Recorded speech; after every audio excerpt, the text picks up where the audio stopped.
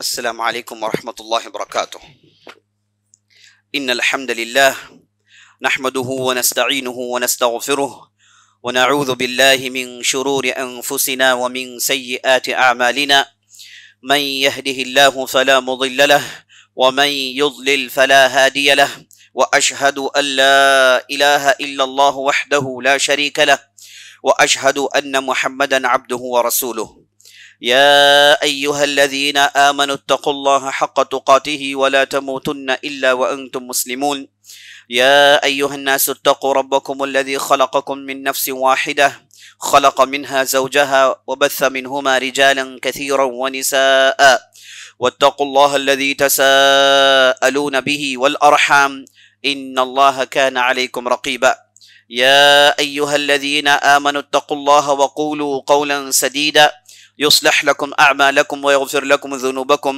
ومن يطع الله ورسوله فقد فاز فوزا عظيما أما بعد فقال الله تبارك وتعالى ألم يأن للذين آمنوا أن تخشع قلوبهم لذكر الله وما نزل من الحق والذين أوتوا الكتاب من قبل فطال عليهم الأمد فقست قلوبهم وكثير منهم فاسقون وقال عليه الصلاة والسلام التوبة تجب ما قبلها صدق اللہ ورسولہ صلی اللہ علیہ وسلم۔ تمام قسم کی تعریفیں، وہ آسائشیں، وہ بڑائی، وہ بزرگی اللہ رب العزت کے لیے ہے، جو ہمارا مالک، خالق اور مدبر حقیقی ہے، اور لاکھوں کروڑوں درود و سلام ہو محمد الرسول اللہ صلی اللہ علیہ وسلم پر، جنہیں اللہ تعالیٰ نے سارے کائنات کے لیے رحمت بنا کر مبعوث کیا۔ اور میں اللہ رب العزت سے دعا کرتا ہوں کہ اللہ تعالیٰ جس طرح ہمیں اس مبارک مجلس میں، اس مبارک موقع پر، اس مبارک گھڑی میں، اس مبارک رات میں، ان مبارک چہروں کے ساتھ جس طرح اللہ نے ہمیں جمع کیا ہے، اسی طرح ہمیں جنت الفردوس میں جمع کریں۔ اور میں اللہ سے دعا کرتا ہوں کہ اللہ سبحانہ وتعالی ہماری رمضان کی محنتوں کو قبول فرمائے، ہمارے روزے، ہماری زکاتیں، ہماری نمازیں، ہماری دعائیں، ہماری آہیں، ہماری سسکیاں، سب کچھ اللہ سبحانہ وتعالی قبول فرمائے اور ان کے پاداش میں ہمیں جہنم سے رہا کریں، آمین یا رب العالمین۔ عزیز ساتھیوں، بزرگوں، ماؤں بہنوں اور خواتین اسلام، آج ہم جس شخصیت کے تعلق سے آپ کے سامنے چند اہم باتیں پیش کرنے والے ہیں، وہ ایک بہت بڑی ہستی ہے، جس کا تقویٰ، جس کا خدا کا ڈر، جس کا خوف الہی ساری دنیا میں مشہور ہے، جو حدیث کے میدان میں، شریعت کے علم کے میدان میں بہت ہی بلند پایہ رکھتی ہے، ساتھ ساتھ اللہ کا ڈر اور اللہ کا خوف، اور انہیں دیکھ کر بڑے ائمہ نے خوف اور تقویٰ اختیار کیا تھا۔ یہ شخصیت جن کا نام ہے فضیل بن عیاض، یہ حدیث کی کتابوں میں، تاریخ کی کتابوں میں، محدثین کے درمیان بہت ہی بڑا مرتبہ رکھتے ہیں، یہاں تک کہ عبداللہ بن مبارک، جن کی زندگی ہم نے تفصیل سے آپ کے سامنے پیش کی، وہ خود کہتے ہیں کہ میرے نظر میں فضیل بن عیاض سے زیادہ متقی، خدا پرست، اللہ سے ڈرنے والا آدمی میں نے کبھی نہیں دیکھا۔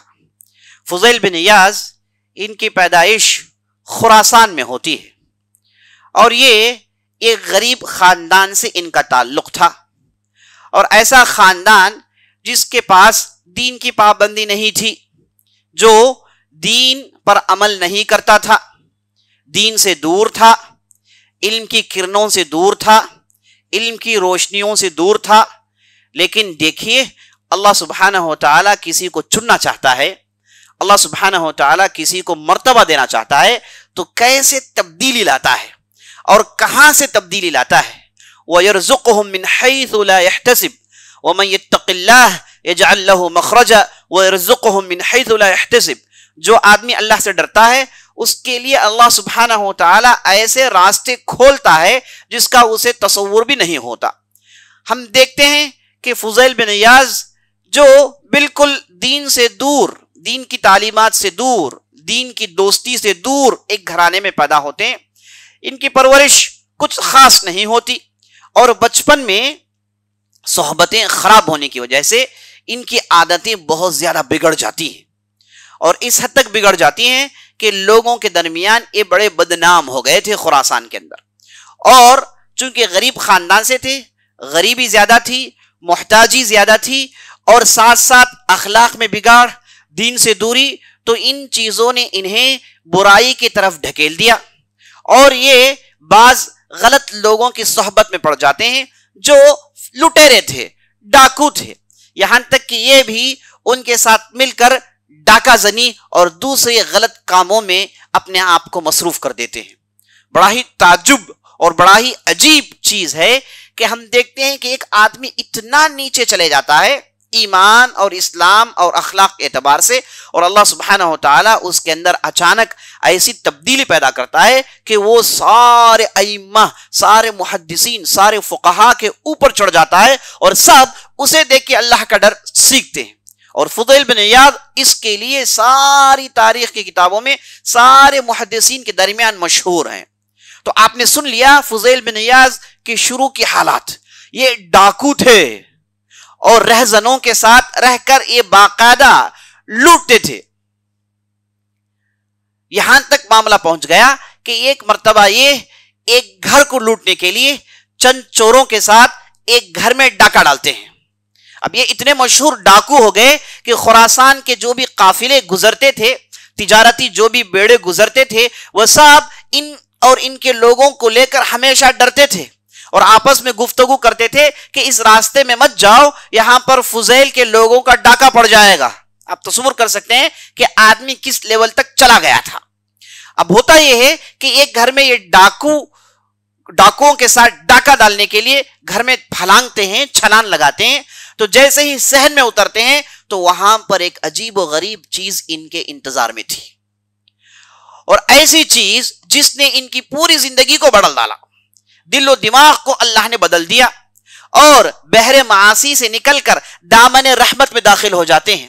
سمندر کے گناہوں کے سمندر میں جو غوطے مار رہے تھے، انہیں اللہ نے دیکھیے کیسے اس سمندر سے نکالا اور اپنے رحمت میں داخل کر لیا اور توبہ استغفار میں داخل کر لیا. یہ جب صحن میں اترے تو ڈاکہ ڈالنے کے لیے، چورانے کے لیے آگے بڑھ رہے تھے، تو انہیں اندر سے کمرے سے کسی کی تلاوت کی آواز سنائی دے رہی تھی. کوئی آدمی کمرے میں بیٹھ کر تلاوت کر رہا ہے اور مشہور آیت کی تلاوت کر رہا ہے، جس میں یہ کہا گیا أَلَمْ يَأْنِ لِلَّذِينَ آمَنُوا أَن تَخْشَعَ قُلُوبُهُمْ لِذِكْرِ اللَّهِ وَمَا نَزَلَ مِنَ الْحَقِّ.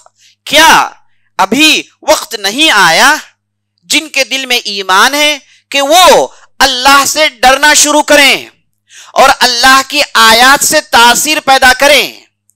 تو یہاں پر جب یہ کہا گیا کہ کیا ابھی وقت نہیں آیا کہ اللہ سے تم ڈرنا شروع کرو، ابھی کب تک ان چیزوں میں ملوث رہو گے؟ ابھی وقت نہیں آیا؟ موت کبھی بھی آ سکتی ہے، دنیا کی زندگی کبھی بھی ختم ہو سکتی ہے، اب موقع ہے توبہ کر لیں. گویا کہ یہ باتیں تھی فضیل بن عیاض کے دل میں تیروں کی طرح اترنے لگی. یہ آیت ان کی وجود میں بجلی کی طرح، کڑاکے کی طرح نازل ہوتی ہے، اور دیکھتے ہی دیکھتے دل و دماغ کی زندگی پوری بدل جاتی ہے، پورا سما، پورا فضا بدل جاتا ہے. اب انہیں اچانک یہ احساس ہونے لگتا ہے کہ یہ کیا میں کر رہا ہوں؟ مجھے اللہ نے اپنی بندگی کے لیے پیدا کیا. وَمَا خَلَقْتُ الْجِنَّ وَالْإِنسَ إِلَّا لِيَعْبُدُونَ. اللہ نے انسان اور جن کو اللہ کی عبادت کے لیے بنایا، اور میں یہ کیا کر رہا ہوں؟ میں برائی میں کتنا دور چلا گیا ہوں، میں گندے کاموں میں، غلط حرکتوں میں کتنا دور چلا گیا ہوں. میں نے لوگوں کو لوٹا ہے، میں نے ہر قسم کی برائی کی ہے، پوری غلطیوں کا میں مجسمہ ہوں. یہ شعور ان کے اندر اچانک سے پیدا ہو جاتا ہے، اور اس آیت کو دہراتے رہتے ہیں، اس آیت کو دہراتے رہتے ہیں، اور دل و دماغ ان کا بدل جاتا ہے، اور گھر سے باہر نکلتے ہیں، دیواراں وار چلنے لگتے ہیں، ایسے چل رہے ہیں کہ کوئی کچھ ہو گیا ہے انہیں، اور دور دراز تک چلتے جا رہے ہیں، اور ایک جگہ جا کر بیٹھ جاتے ہیں اور اس آیت کو بار بار دہراتے رہتے ہیں. عزیز ساتھیوں، قرآن کی جو تاثیر ہے غیر معمولی تاثیر ہوتی ہے. یہ جو اللہ کا کلام ہے جسے لے کر ہم سیریس نہیں ہوتے. ہمارا معاملہ یہ ہے کہ ہم بچپن سے قرآن بچپن سے سورہ فاتحہ، بچپن سے سورہ بقرہ، بچپن سے سورہ معوذتین، بچپن سے سورہ یاسین، سورہ رحمان، ان چیزوں کا دورہ ہمیں لگا رہتا ہے. یہ الفاظ استعمال کیے جاتے ہیں ہمارے سامنے کثرت سے، استعمال میں آتے رہتے ہیں. تو کہ جیسے ایک عربی مقولہ ہے، کثرت المساس تقل الاحساس. اگر آدمی کسی بھی چیز کے اتنا قریب ہو جائے کہ وہ روز اسے استعمال کرے، روز مرہ وہ چیز اس کے سامنے آئے، روز اس کے استخدام میں وہ چیز رہے، تو اس چیز کو لے کر دل میں ایک لاپرواہی پیدا ہو جاتی ہے. یعنی جب چاہے تو موجود ہے، اور دل کے اندر اسے لے کر ایک بے خوفی کا سما پیدا ہو جاتا ہے، اور دل میں اس چیز کے تعلق سے اہمیت گھٹ جاتی ہے. یہ ہمارے عام مسلمانوں کا طریقہ اور روش ہے اللہ کی کتاب کو لے کر. روز دیکھتے رہتے ہیں. ہم میں سے بعض لوگوں نے اسے تو اچھی طریقے سے باندھا اور طاق کے اوپر رکھ لیا، بعض لوگوں نے اسے تو خوب اونت کی دھوان دی، بہت عزت کی، اسے سینے سے لگایا، اسے بار بار چوما اور بالائے طاق رکھا، کبھی اسے سمجھنے کی بالکل کوشش نہیں کی. یعنی اتنی اہمیت، اتنا ڈر کہ نہیں سمجھنے کی مکمل کوشش. یہ فیصلہ کر لیا کہ یہ کتاب صرف برکت کے لیے ہم رکھتے ہیں، اس سے صرف برکت حاصل کرتے ہیں. اسے پڑھ کر اسے سمجھنا، اس کے اندر جو اصل مغز ہے اسے سمجھنے کی کوشش کرنا، گویا کہ اس کی کوئی ضرورت ہی نہیں. یہ آج ہمارا معاملہ ہے. لیکن قرآن کی غیر معمولی تاثیر عزیز ساتھیوں، سبحان اللہ، جو لوگ اس کا شعور رکھتے ہیں انہیں معلوم ہے، جو لوگ اسے ڈیل کرتے ہیں انہیں معلوم ہے کہ اس کے اندر جو الفاظ ہیں، اس کے اندر جو جملے ہیں، یہ غیر معمولی تاثیر پیدا کرتے ہیں. ابھی آپ نے دیکھا کہ قرآن کی ایک آیت، أَلَمْ يَأْنِ لِلَّذِينَ آمَنُوا أَن تَخْشَعَ قُلُوبُهُمْ لِذِكْرِ اللَّهِ، کیا ایمان والوں کو ابھی وہ گھڑی نہیں آئی جس میں وہ اللہ کے تعلق سے ان کے دلوں کو جھگا دیں؟ ابھی اللہ کے کلام کی تاثیر کیا ان پر پیدا نہیں ہوئی؟ کیا ابھی یہ دل پتھر ہیں؟ کیا ابھی یہ دل موم نہیں بنے؟ یہ دل نرم نہیں پڑے؟ جیسے ہی اس آیت کی تاثیر اور اس کے اندر علم یعنی یہ جو لفظ استعمال ہوا ہے، اور تخشع قلوبہم یہ لفظ استعمال ہوا ہے، اور جس پائرائے میں استعمال ہوا ہے، اور اہل کتاب کو لے کر جو استعمال ہوا ہے، یہ تمام سچویشنز، یہ تمام چیزیں اس آیت کے اندر ایسی تاثیر پیدا کرتی ہے جو بجلی سے کم نہیں. سمجھنے والے کے لیے، شعور رکھنے والے کے لیے، اس کے جسم میں گویا کہ ایک بجلی ہے جو گر جاتی ہے، وہ تڑپ اٹھتا ہے. اور فضیل بن یاس کے ساتھ یہی ہوا. جیسے ہی اس آیت کو انہوں نے پڑھا، دل ان کا کھل گیا، دماغ روشن ہو گیا، اور اب ان کی غلطیاں انہیں نظر آنے لگی، اور ایک آیت نے ان کی پوری زندگی بدل ڈالی اور ایسے مرتبے کو پہنچایا کہ بڑے بڑے متقین ان سے تقویٰ سیکھتے ہیں. تو عزیز ساتھیوں، قرآن کو لے کر ہمارا جو سلوک ہے بڑا ہی بدترین سلوک ہے. ہم قرآن کے ساتھ ٹھیک سے سلوک نہیں کر رہے ہیں. یہ اللہ کی کتاب، اگرچہ کہ ہم اسے بار بار سنتے رہے ہیں اور استعمال میں ہے، لیکن ہم نے اس کا حق ادا نہیں کیا. وما قدر اللہ حق قدرہ، یہ اللہ کا کلام ہے. قرآن اور دوسری کتابوں میں اتنا ہی فرق ہے جتنا اللہ اور اپنے مخلوق میں فرق ہے. اللہ اور مخلوق میں کیا فرق ہے؟ وہ خالق ہے، مخلوق ہے. انہیں اللہ نے بنایا ہے اور وہ بنانے والا ہے. اور اللہ کی کتاب اور دوسری کتابوں میں بھی یہی فرق ہے کہ اللہ کا کلام ہے، یہ دوسروں کا کلام ہے. قرآن اللہ کا کلام ہے. قرآن کلام اللہ، معمولی چیز نہیں، اللہ کی صفت ہے. اللہ نے اسے کہا ہے، اللہ نے اسے بولا ہے. الحمدللہ رب العالمین، اللہ نے اسے کہا ہے. الف لام میم ذالک الکتاب لا ریب فیہ، اللہ نے اسے کہا ہے، اور اس کہنے میں آواز تھی، اس کہنے کے الفاظ تھے. اس پر ایمان لانا یہ اہل السنہ والجماعہ کا عقیدہ ہے. یہ اللہ کا کلام ہے، مخلوق ہو نہیں سکتا. یہ اللہ کا کلام ہے، یہ اللہ کی صفت ہے. اللہ جب چاہے بولتا ہے، اور جسے چاہے بولتا ہے، اور جسے چاہے سناتا ہے. اللہ نے موسیٰ سے کلام کیا، کلم اللہ موسیٰ تکلیما، اللہ نے موسیٰ کو روشن نشانیاں دی. موسیٰ سے گفتگو ہوئی، قال انی انا اللہ فاعبد، اے موسیٰ میں اللہ ہوں، مجھے تیری عبادت کرنی ضروری ہے، تو میری عبادت کرنی ضروری ہے. تو اللہ نے کلام کیا ہے، اللہ کا کلام ہے، یہ غیر معمولی چیز ہے. اس کا شعور ہم اور آپ کو اس وقت ہوگا جب ہم دیکھتے ہیں کہ ہم سے بڑوں نے اس کلام سے کیسی تاثیر لی، بلکہ ہم جب دیکھتے ہیں کہ ملائکہ جو اللہ کے سب سے قریب تر مخلوق ہیں، انہوں نے اللہ کے کلام کے ساتھ کیا سلوک کیا۔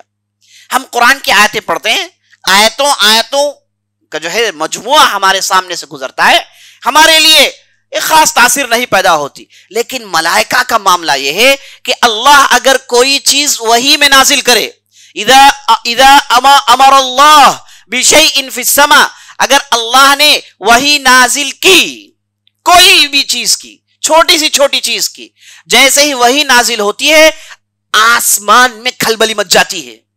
جیسے حدیثوں میں صحیح روایتوں سے بات معلوم ہوتی ہے کہ آسمانی دنیا میں فرشتوں کے درمیان کھلبلی مچ جاتی ہے، اور اللہ کا کلام جیسے ہی نازل ہوتا ہے فرشتے تضع الملائکۃ اجنحتها خضعانا لکلام اللہ، یہ جو ملائکہ ہوتے ہیں اپنے فرشتوں کو زمین میں مارتے ہیں اللہ کے کلام کے ساتھ ادب و احترام کرتے ہوئے، اللہ کے کلام کی فضیلت اور اس کی اہمیت، اس کی عظمت جانتے ہوئے یہ اپنے پروں کو نیچے مارتے ہیں، یہاں تک کہ نبی صلی اللہ علیہ وسلم کہتے ہیں یہ جب پروں کو نیچے مارتے ہیں اس میں سے جو آواز آتی ہے وہ آواز ایسی ہے گویا کہ ایک سنکل ہے جسے آپ نے چٹان پر دے مارا۔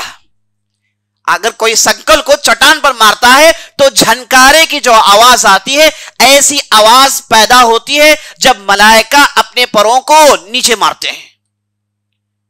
ایک کب جب اللہ وحی نازل کرنا چاہتا ہے، وحی کا آغاز ہوتا ہے، اللہ کے حکم کا آغاز ہوتا ہے تو فرشتوں کا یہ عالم ہوتا ہے، وہ اپنے پر مارتے ہیں اور پورے ادب و احترام کے ساتھ خاموشی سے کھڑے ہو جاتے ہیں، اور اس کے بعد ان پر غشی طاری ہو جاتی ہے، وہ بے ہوش ہو جاتے ہیں، غنودگی طاری ہو جاتی ہے، وہ گر پڑتے ہیں، اور جب بیدار ہوتے ہیں اللہ نے قرآن میں ارشاد فرمایا حتی اذا فزع عن قلوبهم قالوا ماذا قال ربكم قالوا الحق، اور جب وہ بیدار ہوتے ہیں آپس میں چہمگوئیاں ہوتی ہیں، آپس میں کھلبلی ہوتی ہے، ایک دوسرے سے پوچھ لیتے ہیں کہ اللہ نے آج کیا نازل کیا، کون سی چیز نئی اوپر سے نازل ہوئی ہے، کون سی چیز کو اللہ نے نازل کی ہے، تو ملائکہ آپس میں گفتگو کرنے لگتے ہیں۔ اب وہاں پر جبرائیل ٹھہر کر کہتے ہیں قال الحق، اللہ نے حق کہا ہے، اللہ نے حق کہا ہے،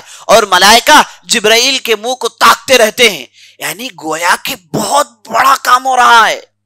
اللہ کا کلام نازل ہونا یہ کوئی معمولی چیز نہیں ہے عزیز ساتھیو، آپ کو معلوم ہونا چاہیے کہ اللہ سبحانہ وتعالی کی کیا عظمت ہے، وہ کتنی بڑی عظمت والا ہے۔ میں یہ بات آپ کو بتا رہا ہوں تاکہ آپ کو معلوم ہو جائے کہ قرآن کی جو تاثیر ہوتی ہے وہ غیر معمولی تاثیر ہے۔ ہم اس لذت سے بہت دور ہیں، ہم اس مزے سے بہت دور ہیں، اور جب ان کے واقعات ان لوگوں کو ہم دیکھتے ہیں تو کم از کم ہمارے دل میں اس کی عظمت اور اس کی اہمیت پیدا ہو جائے۔ تو ملائکہ کا یہ عالم ہوتا ہے، تو آپ اندازہ لگائیں۔ اور ملائکہ کون ہے؟ ملائکہ کون ہے؟ یہ اللہ کے مقرب بندے ہیں۔ اللہ نے قرآن میں ان کی تعریف کی لا یعصون اللہ ما امرہم ویفعلون ما یؤمرون، اللہ کا حکم ہو جائے یہ نافرمانی کرنا نہیں جانتے، جو بھی حکم ہوا اس حکم میں تعمیل کے علاوہ انہیں کچھ آتا نہیں ہے۔ یہ ہے ملائکہ اللہ کے، یہ اللہ کے مقرب بندے ہیں، ان کے سردار جبرائیل علیہ السلام ہیں، اور ان کا عالم یہ ہے۔ اللہ اکبر۔ نبی صلی اللہ علیہ وسلم کہتے ہیں کہ جب مجھے معراج کا سفر کرنا پڑا، میرے ساتھ جبرائیل علیہ السلام آسمان میں مجھے لے کے اڑ رہے ہیں، میں ساتوں آسمان کو پار کرتے ہوئے جا رہا ہوں، اور میرے ساتھ جبرائیل ہیں، وہ مجھے بتاتے جا رہے ہیں، سناتے جا رہے ہیں، تفصیل دیتے جا رہے ہیں کہ یہ ہے، یہ وہ ہے، یہ وہ لوگ ہیں، یہ وہ لوگ ہیں۔ ساتوں آسمانوں میں سات بڑے بڑے انبیاء سے ملاقاتیں کروائیں، اور جیسے ہی سات آسمان کے حدود ختم ہوئے سدرۃ المنتہا کو پہنچ گئے، اب وہاں پر ایک بہت بڑا درخت ہے اور بہت ہی خوبصورت درخت ہے، وہاں پر جبرائیل رک گئے۔ نبی صلی اللہ علیہ وسلم کہتے ہیں کہ میں نے اس وقت جبرائیل علیہ السلام کو ایسے دیکھا کالحلس البالی، گویا کہ ایک پھٹا پرانا کپڑا ہے جس کی کوئی اہمیت نہیں ہوتی۔ خوف خدا کی وجہ سے جبرائیل کا عالم یہ ہے گویا کہ پھٹا پرانا کپڑا ہے، اس حدیث میں پھٹا پرانا کپڑا اس لیے کہا گیا ہے تاکہ آپ کو معلوم ہو جائے کہ اس کی کوئی اہمیت نہیں ہوتی. پھٹا پرانا کپڑا ہے، اسے لوگ پھینک دیتے ہیں، اس کی کوئی اہمیت نہیں ہوتی. جبرائیل اپنی عظمت کے ساتھ، اپنی بڑائی کے ساتھ، تمام ملائکہ کے سردار ہونے کے باوجود ان کا عالم یہ ہے کہ وہ پھٹے کپڑے کی طرح بالکل عاجز منکسر عاجزی کے عالم میں کھڑے ہوئے ہیں. نبی صلی اللہ علیہ وسلم کہتے ہیں انی رأیتہ کالحلس البالی، پھٹے پرانے کپڑے کی طرح کھڑے ہوئے ہیں. اور اس کے بعد انہوں نے کہا کہ آگے آپ بڑھیے، ہم آگے بڑھ نہیں سکتے. آگے آپ بڑھیے، ہم آگے بڑھ نہیں سکتے، ہمیں اجازت نہیں ہے، آپ ہی آگے بڑھ سکتے ہیں. اگر ہم آگے بڑھیں گے جلا دیے جائیں گے، جھلسا دیے جائیں گے. جسے اجازت ہے وہی آگے جا سکتا ہے. نبی صلی اللہ علیہ وسلم آگے بڑھتے ہیں اور وہاں پر اللہ سے کلام ہوتا ہے. تو یہاں پر بتانے کا مقصد جبرائیل علیہ السلام کو دیکھیے کہ ان کا عالم کیا ہے. وہ کون ہیں؟ فرشتوں کے سردار ہیں. ان کا عالم یہ ہے کہ اللہ کے خوف میں ڈوبے ہوئے ہیں. یہ وحی لے کر آتے ہیں، اللہ کا کلام لے کر آتے ہیں. ان کی اتنی عظمت کہ ڈر کے مارے ان کے پرخچے اڑے ہوئے ہیں. اور یہ جو اللہ کے عرش کو تھامے کھڑے ہوئے ہیں، جنہیں کروبیون کہا جاتا ہے، جنہیں حملۃ العرش کہا جاتا ہے، اللہ کے عرش کے 8 ستونوں کو پکڑے ہوئے کھڑے ہوئے ہیں. ان کا عالم یہ ہے. حدیثوں میں آتا ہے خوف خدا کی وجہ سے یہ سب نیچے دیکھتے ہیں، عرش تھامے ہوئے ہیں، لیکن اوپر کیا ہوتا ہے نہیں معلوم. جرت نہیں کہ اوپر دیکھیں، کسی کی جرت نہیں کہ وہ اوپر اٹھا کر دیکھیں. سب کی نگاہیں نیچی ہوتی ہیں. خوف کا یہ عالم ہوتا ہے. اور یہ جو کروبیین حملۃ العرش ہیں، ان کا معاملہ یہ ہے، ان کی عظمت، ان کی بڑائی یہ ہے کہ ان میں سے ایک فرشتہ، اس کی بڑائی یہ ہے کہ اس کے کان کے لولکیاں سے لے کر اس کے کھاندے تک 700 سال کا فاصلہ ہے. 700 سال اگر کوئی آدمی طے کرے تو اس کے کھاندے سے لے کے لولکیوں تک پہنچ پائے گا. اب اس کے جسم کی عظمت دیکھیے آپ، اور زمین کے اوپر کتنے عظمت والے ہیں. یہ ان کا عالم ہے. خوف خدا کی وجہ سے نظریں اوپر نہیں جاتی، نظریں نیچی ہیں. اللہ اکبر.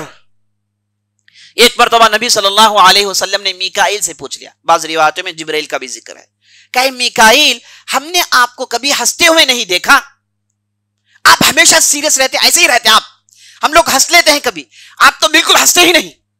تو جبرائیل نے کہا کہ ہم بھی ہنسا کرتے تھے، ہم بھی وہ مخلوق ہیں جنہیں اللہ نے بنایا ہے، ہم بھی ہنسا کرتے ہیں. لیکن جب سے اللہ نے جہنم کی بلا کو بنایا ہے، جب سے اللہ نے جہنم کی بلا کو بنایا ہے، اس کے بعد سے ہم نے ہنسنا چھوڑ دیا. کیوں ہنسنا چھوڑ دیا؟ جہنم کو اللہ نے بنایا ہے، کیوں چھوڑ دیا؟ ڈر اس بات کا ہے کہ کہیں اس جہنم میں انہیں نہ ڈال دے. ڈر اس بات کا ہے کہ کہیں اللہ غصے میں آ کر انہیں جہنم میں نہ پھینک دے. اللہ اکبر. یہ دیکھیے اللہ کے خوف کا مرتبہ. جو آدمی اللہ کے جتنا قریب ہوتا ہے وہ آدمی اللہ سے اتنا ہی ڈرتا ہے. من کان باللہ اعرف کان منہ اخوف. جو آدمی اللہ کے قریب جتنا ہوتا ہے وہ اللہ سے اتنا ہی زیادہ ڈرتا ہے. یہ سلف الصالحین کا قول ہے. یہ ملائکہ کیونکہ اللہ کے قریب ہوتے ہیں تو ان کے ڈر کا عالم کچھ اور ہوتا ہے. اللہ کا حکم ہو جائے آسمانی دنیا میں کڑاکا مچ جاتا ہے، دوڑتے ہیں اور اس کے بعد اللہ کے حکم کو لے کر اللہ کی بڑائی بیان کرتے ہیں. یہ جو آسمان دیکھتے ہیں، اس آسمان میں بیت معمور اللہ نے بنایا ہے.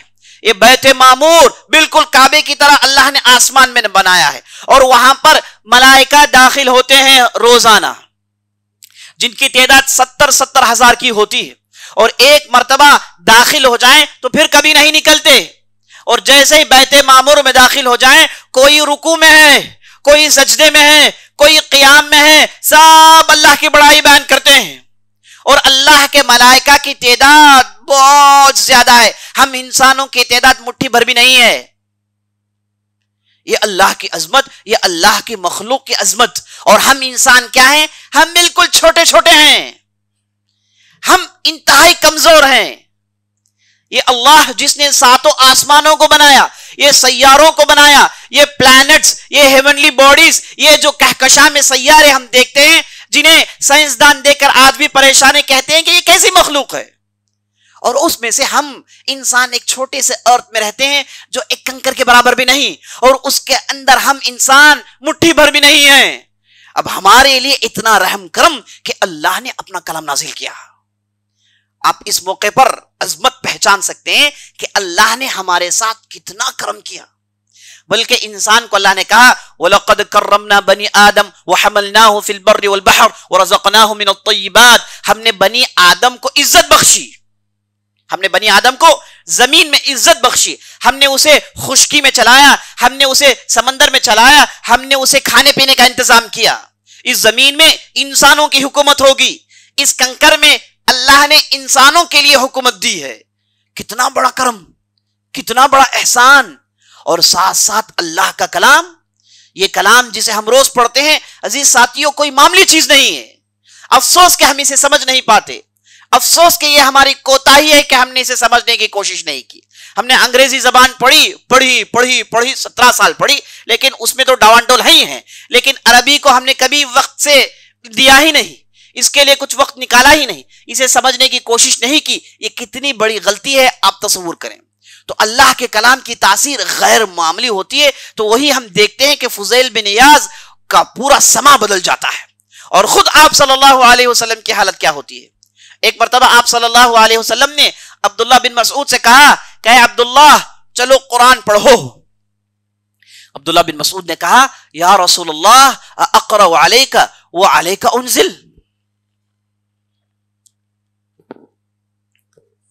کہا کہ یا رسول اللہ میں آپ پر قرآن پڑھوں جبکہ قرآن آپ پر نازل ہوا ہے، آپ پر میں قرآن پڑھوں؟ تو نبی صلی اللہ علیہ وسلم نے کہا انی احب ان اسمع من غیری، مجھے خواہش ہے کہ میں میرے علاوہ کسی دوسرے سے قرآن سنوں۔ تو عبداللہ بن مسعود سورہ نساء کی تلاوت کرتے ہیں اور سر نیچے کرتے ہیں اور تلاوت کرتے جاتے ہیں، اچانک انہیں سسکنے کی آواز سنائی دیتی ہے، اچانک انہیں رونے کی آواز سنائی دیتی ہے۔ سر اٹھا کر، نظریں اٹھا کر آپ صلی اللہ علیہ وسلم کو دیکھتے ہیں تو آپ صلی اللہ علیہ وسلم کی آنکھوں میں آنسو زار و قطار گر رہے ہیں، آپ صلی اللہ علیہ وسلم رو رہے ہیں۔ یہ قرآن کی تاثیر ہوتی ہے جو آپ صلی اللہ علیہ وسلم کو رلاتی ہے۔ آپ صلی اللہ علیہ وسلم روتے ہیں اور اس آیت کے پاس رو رہے ہیں جہاں اللہ نے کہا فَكَيْفَ إِذَا جِئْنَا مِن كُلِّ أُمَّةٍ شَهِيدٍ وَجِئْنَا بِكَ عَلَى هَؤُلَاءِ شَهِيدًا، اس وقت تیرا حال کیا ہوگا اے محمد جب ہم ہر امت سے ایک وٹنس کو پیش کریں گے اور ان وٹنسوں پر تجھے ہم بطور وٹنس پیش کریں گے، تمام شاہدوں پر تجھے ہم بطور شاہد پیش کریں گے، اس وقت تیرا عالم کیا ہوگا؟ تو آپ صلی اللہ علیہ وسلم دھاڑے مار مار کر روتے ہیں اور بہت دیر تک روتے رہتے ہیں۔ اس کے بعد آپ صلی اللہ علیہ وسلم پر یہ رقت جو طاری ہوئی تھی یہ عالم کم پڑتا ہے۔ آپ صلی اللہ علیہ وسلم ایک مرتبہ ابی بن کعب سے کہتے ہیں کہ ابی چلو قرآن کے چند حصے سناؤ، تو ابی بن کعب کہتے ہیں کہ میں جب قرآن پڑھتا ہوں تو آپ صلی اللہ علیہ وسلم رونا شروع کر دیتے ہیں۔ صحابہ کی طرف سے عام یہ چیز بتائی جاتی ہے کہ جب بھی ہم نبی صلی اللہ علیہ وسلم کے بغل میں ٹھہر کر نماز پڑھتے یا پھر آپ کے پیچھے ہم نماز پڑھتے، آپ صلی اللہ علیہ وسلم تلاوت پڑھتے رہتے ہیں، لیکن آپ صلی اللہ علیہ وسلم کے زبان سے گویا کہ آپ صلی اللہ علیہ وسلم کے سینے میں گویا کہ کوئی ہانڈی پک رہی ہے، وہ پکنے کی آواز ہمیں سنائی دے رہی ہے، یہ سسکنے کی آواز آپ صلی اللہ علیہ وسلم سے آتی رہتی تھی۔ تو یہ نبی صلی اللہ علیہ وسلم ہے، یہ قرآن کی تاثیر ہے عزیز ساتھیوں۔ جبیر بن مطعم ایک ایسے صاحب تھے جو شروع میں مشرک تھے، بعد میں مسلمان ہو جاتے ہیں۔ جبیر بن مطعم کہتے ہیں کہ میں شروع میں اسلام کو لے کر سیریس نہیں تھا اور مسلمانوں پر عام طور پر ظلم کیا کرتا تھا، مجھے کبھی بھی قرآن کی آیتیں میں نے سنی نہیں، کیونکہ مجھے کہا گیا یہ جادو ہے، تو میں نے کبھی سننے کی کوشش نہیں کی، میں ہمیشہ اس سے دوری اختیار کرتا تھا۔ لیکن ایک مرتبہ ہوا یہ کہ میں نے محمد صلی اللہ علیہ وسلم کو سورہ واقعہ کی بعض آیتیں پڑھتے ہوئے میں نے سنی، جس میں یہ تھا ام خلقوا من غیر شیء ام هم الخالقون، اللہ پوچھتا ہے کہ انہیں ایسے ہی بنا دیا گیا ہے یا پھر یہ بنانے والے ہیں، یہ خلق پیدا کرنے والے ہیں، یا پھر کسی نے ان کو بنایا ہے؟ جبیر بن مطعم کہتے ہیں کہ جیسے ہی میں نے اس آیت کو سنا گویا کہ میرے سینے سے دل نکل رہا تھا، اس حد تک تاثیر ہوئی۔ اس کے بعد اسلام قبول کرنے کے لیے کوئی چیز روکی نہیں مجھے۔ سیدھے جاتے ہیں اسلام قبول کر لیتے ہیں. یہ قرآن کی تاثیر تھی. اور آپ صلی اللہ علیہ وسلم عام طور پر دعوت میں کرتے کیا تھے؟ لمبی لمبی بحثیں نہیں. عیسائیوں کو لے کر کہ تمہارا عقیدہ کیا ہے، تمہارا فلاں فلاں غلط عقیدہ ہے، لمبی بحثیں نہیں. یہودیوں سے لمبی بحثیں نہیں، صرف قرآن کی آیتوں کی تلاوت. یہی قرآن ہے، یہی آیتیں ہیں جو عمر بن خطاب کو بدل دیتی ہیں. عمر بن خطاب شروع کے 6 سال مسلمانوں پر ظلم ڈھاتے تھے، اور جب انہوں نے اپنی بہن کے گھر میں سورہ طٰہٰ کی تلاوت سنی اور سورہ طٰہٰ کی شروع کی آیتوں کی تلاوت کرتے ہیں تو ان کا دل اور دماغ مکمل بدل جاتا ہے. یہ قرآن کی تاثیر ہے. یہ ایک نہیں دو نہیں، سینکڑوں ایسے واقعات ہیں جن میں آپ دیکھیں گے کہ قرآن نے غیر معمولی تبدیلیاں پیدا کی ہیں. قرآن کی تاثیر غیر معمولی ہوتی ہے. ایک مرتبہ ایک بہت بڑے محدث ہیں جن کا نام زید بن علی، ان کے ہاں ایک غلام ہوا کرتا تھا. وہ گرم پانی لے کر آ رہا تھا، وہ غلطی سے چھٹ کر وہ گرم پانی ان کے پیٹ میں پڑ گیا اور ان کی پیٹ چھل گئی. تو غلام کی غلطی بڑی ہی گھناؤنی غلطی ہوتی ہے، اور جب انہوں نے پلٹ کر دیکھا تو غلام سمجھ گیا کہ اب اس کی کوئی خیر نہیں. لیکن انہیں معلوم ہے کہ یہ زید بن علی ہیں، یہ قرآن کے حافظ ہیں اور قرآن کی عظمت کرنے والے ہیں. تو اس نے فوراً قرآن کی آیت پڑھی، الذین ينفقون فی السراء والضراء والکاظمین الغیظ والعافین عن الناس. یعنی یہ متقین وہ ہوتے ہیں جو ہر حال میں اللہ کی راہ میں خرچ کرتے ہیں، خوشحالی ہو کہ تندرستی ہو، اور اپنے غصے کو پی جاتے ہیں. والکاظمین الغیظ، اپنے غصے کو پی جاتے ہیں. اور جیسے ہی والکاظمین الغیظ کا لفظ سنا، زید بن علی نے کہا کہ نہ کہ صرف ہم نے آپ کو معاف کیا، چلو ہم نے آپ کو رہائی کر دیا. غلطی ہوئی تو اس کے بدلے رہائی ہو گئی. یہ قرآن کی تاثیر ہے. میں آپ کو کتنے واقعات بتاتا چلوں، ان گنت واقعات ہیں. اور ملائکہ کے تعلق سے یہ بھی آتا ہے کہ جب بندہ قرآن کی تلاوت کرتا ہے تو وہ ایسے ششدر ہو کر سنتے ہیں. بعض روایتوں میں آتا ہے کہ وہ بندے کے منہ سے اللہ کے الفاظ کو چوستے ہیں، قرآن کے الفاظ کو چوستے ہیں، اور قرآن جہاں کہیں بھی اسے پڑھا گیا وہ فوراً حاضر ہو جاتے ہیں. مجتمع قوم فی بیت من بیوت اللہ یتدارسون بینہم القرآن الا نزلت علیہم السکینہ وحفتہم الملائکہ. اگر کوئی بھی قوم والے اللہ کے کلام کو لے کر بیٹھتے ہیں اور اسے پڑھتے ہیں، اسے سمجھنے کی کوشش کرتے ہیں، تو ملائکہ کرتے کیا ہیں؟ ملائکہ آ کر اس مجلس کو ڈھانک لیتے ہیں، اپنے پروں کو نیچی کرتے ہیں، کیونکہ یہ اللہ کا کلام ہوتا ہے اور ایک کلام کی تاثیر ان پر غیر معمولی ہوتی ہے. تو جی ساتھیو، یہ اللہ کا کلام، اس کے ساتھ ہم نے اس کا حق ادا نہیں کیا، اسے لے کر ہم سیریس نہیں ہوئے، اسے لے کر ہم نے ہمیشہ سے اس کے ساتھ لاپرواہی برتی، اسے تو ہم نے ایک عام کتاب سمجھ لی. ہم میں سے کتنے ہیں وہ اس کتاب کی تاریخ جانتے ہیں؟ ایک قرآن کیسے نازل ہوا، ایک کتاب کی شکل میں کیسے آیا، یہ قرآن جس کے اندر 6000 آیتیں ہیں، اسے لوگوں نے کیسے حفظ کیا، اسے کیسا لکھا گیا، یہ کون سی عربی میں ہے، اور یہ کیسے کتاب کے شکل میں آیا، اور کب اس کی پرنٹنگ ہوئی، یہ ہمارے پاس جو پرنٹڈ فارم میں ہے یہ شکل میں کب آئی، ہم تاریخ نہیں جانتے. کتنی بڑی غفلت میں پڑے ہوئے ہیں. قرآن کے بارے میں ہماری معلومات بالکل ٹھپ ہیں، بالکل کم ہیں. ہاں، اگر آپ سے پوچھا جائے کہ کون سی پارٹی نیکسٹ الیکشن جیتے گی تو ہم میں سے ایک آدمی 1 گھنٹہ تقریر کرے گا. اگر ہم میں سے پوچھا جائے کہ فلاں کھیل کا کون ماہر ہے تو سن لیجیے پوری تقریر، اور فلاں کھیل میں کون ایکسپرٹ ہے سن لیجیے پوری تقریر. لیکن افسوس قرآن کو لے کر ہماری معلومات بالکل کورے ہیں. یہ اللہ کی کتاب، دنیا میں اس کتاب کا مقابلہ کوئی کتاب نہیں کر سکتی. یہ اللہ کا کلام ہے، اس کی عظمت اتنی ہی ہے جتنی اللہ کی عظمت ہے. افسوس کہ ہم اسے لے کر سیریس نہیں ہیں. لیکن ہم فضیل بن ایاز کو دیکھتے ہیں کہ اللہ سبحانہ و تعالیٰ نے ان کے اندر زبردست تبدیلی پیدا کی، اور اس کے بعد وہ توبہ کرتے ہیں، کہتے ہیں کہ اس کے بعد میں کبھی بھی غلطی کی طرف سر اٹھا کر نہیں دیکھوں گا. اور رات بھر سسکیوں میں پڑے رہے اور رات بھر اللہ کی بارگاہ میں روتے رہے. دل پورا مکمل بدل گیا، اور کہتے ہیں کہ میرے توبہ کا ایک وجہ یہ بھی، ایک میری توبہ کی ایک شکل یہ بھی ہے کہ میں اب اس ملک کو چھوڑ کر مکہ چلے جاتا ہوں. تو وہاں سے وہ بصرہ پہنچتے ہیں، اور بصرہ میں پہنچنے کے بعد لوگوں سے پوچھتے ہیں کہ توبہ میں نے کر لیا ہے، اب سب سے بہتر راہ کون سی ہے، کون سے راہ میں چلوں، میں نے میرے ملک کو چھوڑ دیا ہے. جب آدمی غلطی کرتا ہے، اس ملک میں رہتا ہے، تو اسے اس کی غلطیاں یاد آتی ہیں، وہ برائیاں یاد آتی ہیں، بچنے کے موقع کم پہنچتے ہیں. تو انہوں نے اپنے ملک کو چھوڑا، بصرہ پہنچ گئے، وہاں کے علماء سے پوچھا تو سبوں نے کہا کہ سب سے بہتر راہ جس میں تم چل کر جنت حاصل کر سکتے ہو وہ اللہ کے دین کا علم حاصل کرنا، شریعت کا علم حاصل کرنا۔ تو فضیل بن ایاس وہاں سے شریعت کا علم حاصل کرنا شروع کرتے ہیں، اور اتنا علم حاصل کرتے ہیں اس وقت کے جتنے بھی بڑے ائمہ، جتنے بھی بڑے فقہا، جتنے بھی بڑے محدثین تھے، سب سے علم حاصل کرتے ہیں۔ ابو حنیفہ سے فقہ پڑھتے ہیں رحمۃ اللہ علیہ، اور امام سفیان الثوری سے فقہ سیکھتے ہیں، اور عبداللہ بن مبارک سے تعلیم حاصل کرتے ہیں۔ جتنے بھی اہم محدثین تھے ان کے پاس خوب علم حاصل کرتے ہیں۔ اب جب علم ایک حد تک حاصل ہو گیا، یہ وہاں سے مکہ پہنچ کر مرتے دم تک مکہ میں رہے، اور مکہ میں رہ کر جتنے بھی حاجی اور جتنے بھی لوگ آتے ان کے درمیان دینی تعلیم کو پھیلاتے رہے۔ دیکھیے عزیز ساتھیو، اللہ نے ایک آدمی کو کیسے بدل دیا، اور فضیل بن ایاز نے سچی توبہ کی۔ یہ سچی توبہ کیا ہے؟ حدیثوں میں آتا ہے فضیل بن ایاز نے توبہ نصوح کیا۔ یہ توبہ نصوح کیا ہے؟ توبہ نصوح اس توبہ کو کہتے ہیں جس میں اگر 4 کنڈیشنز پورے ہو جائیں، آدمی غلطی کرنے کے بعد، دیکھیے غلطی تو 2 ہیں، یعنی برائیاں، گناہ 2 قسم کے ہیں۔ یہ گناہ جنہیں بڑے گناہ کہا جاتا ہے، اور ایک گناہ جنہیں چھوٹے گناہ کہا جاتا ہے۔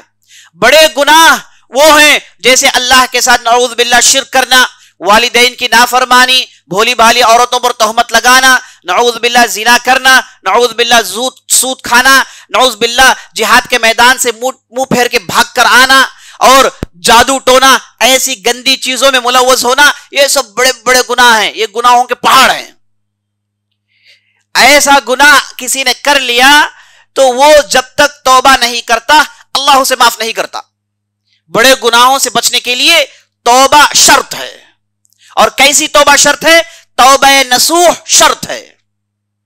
نعوذ باللہ کسی سے زنا ہو گیا، نعوذ باللہ کسی کا تعلق کسی عورت سے افیئرز میں چل رہا ہے، وہ اس سے بچنا چاہتا ہے، یہ بڑے گناہ ہیں، اس سے اسے بچنا ہے تو زبان کھول کر اسے توبہ کرنا ہے، اسے کہتے ہیں توبہ نصوح۔ اور توبہ نصوح کیا ہے؟ یہ کہے کہ اے اللہ میں دوبارہ اس غلطی کو نہیں کروں گا، اور دل میں پختہ ارادہ کریں کہ دوبارہ اس غلطی کو نہیں کروں گا۔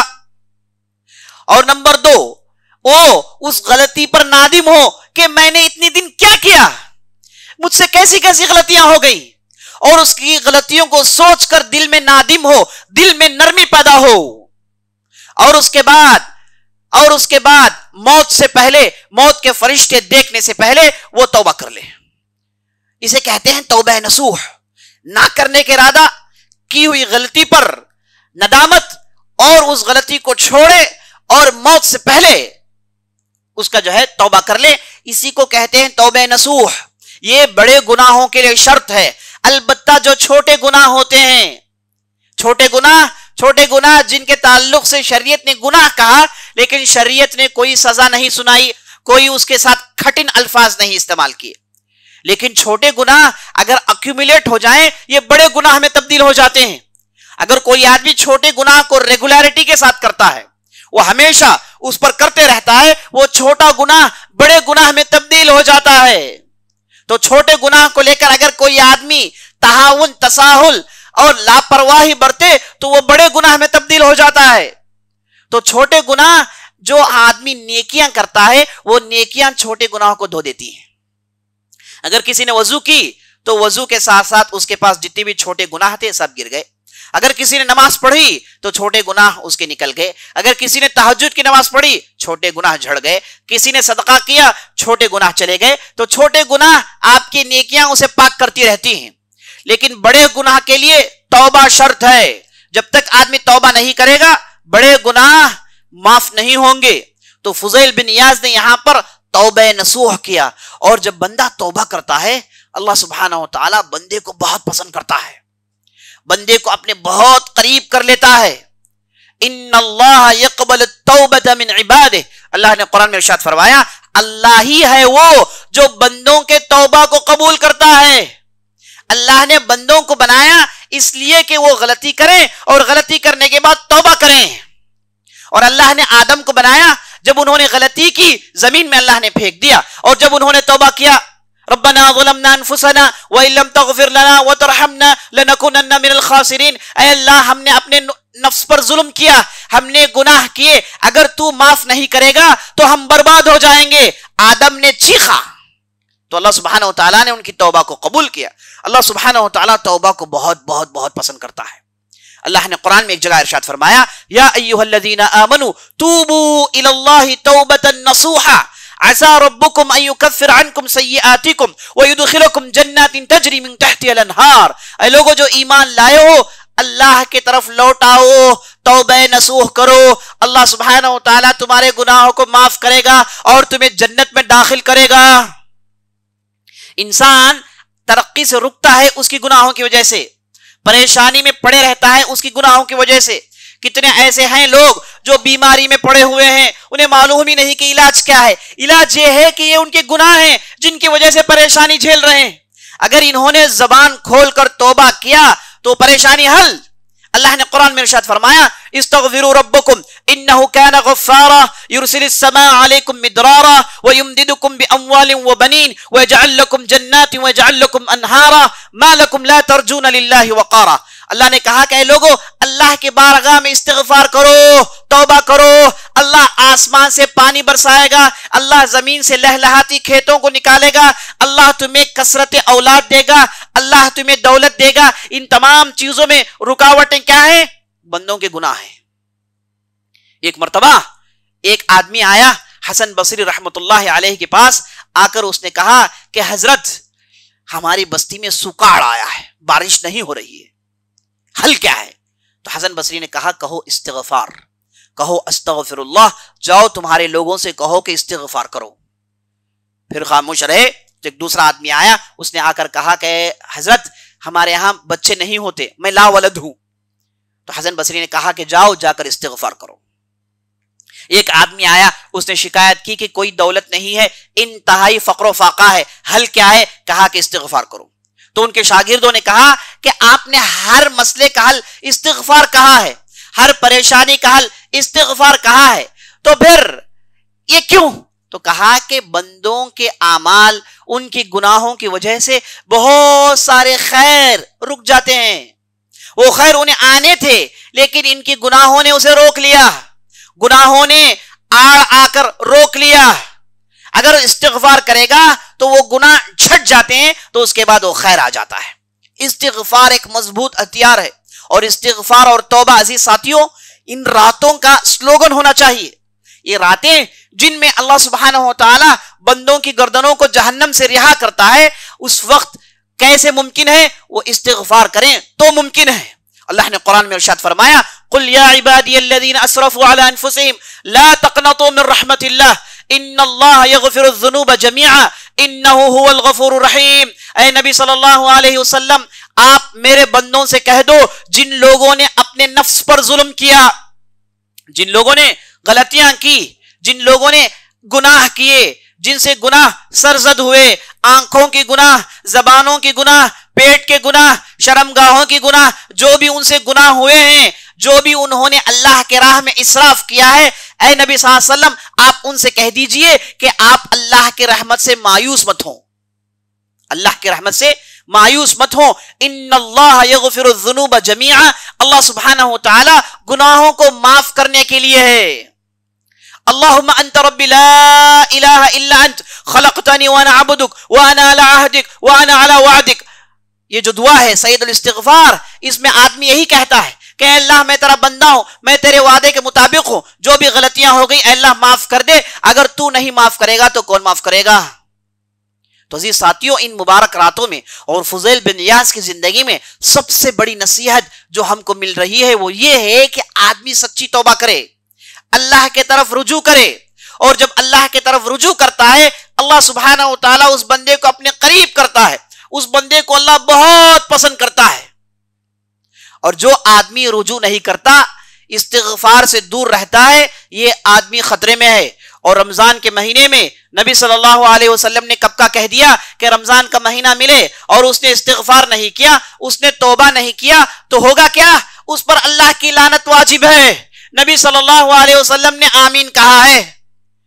تو عزیز ساتھیوں، ان راتوں میں ہم مسلمانوں کا سلوگن شعار یہ ہونا چاہیے کہ اے اللہ ہمارے گناہوں کو معاف کر دے۔ عزیز ساتھیوں، ہمارا رب، عزیز بزرگوں، ہمارا رب جو رحمان اور رحیم ہے، وہ چاہتا ہے کہ بندے ان کے گناہوں سے پاک ہو جائیں، اس لیے اس کے پاس ایک پیشکش ہے، اس کے پاس ایک بونس ہے۔ وہ بونس کیا ہے؟ وہ بونس یہ ہے کہ الا من تاب وآمن وعمل صالحا فاولئک یبدل اللہ سیئاتہم حسنات وکان اللہ غفورا رحیما۔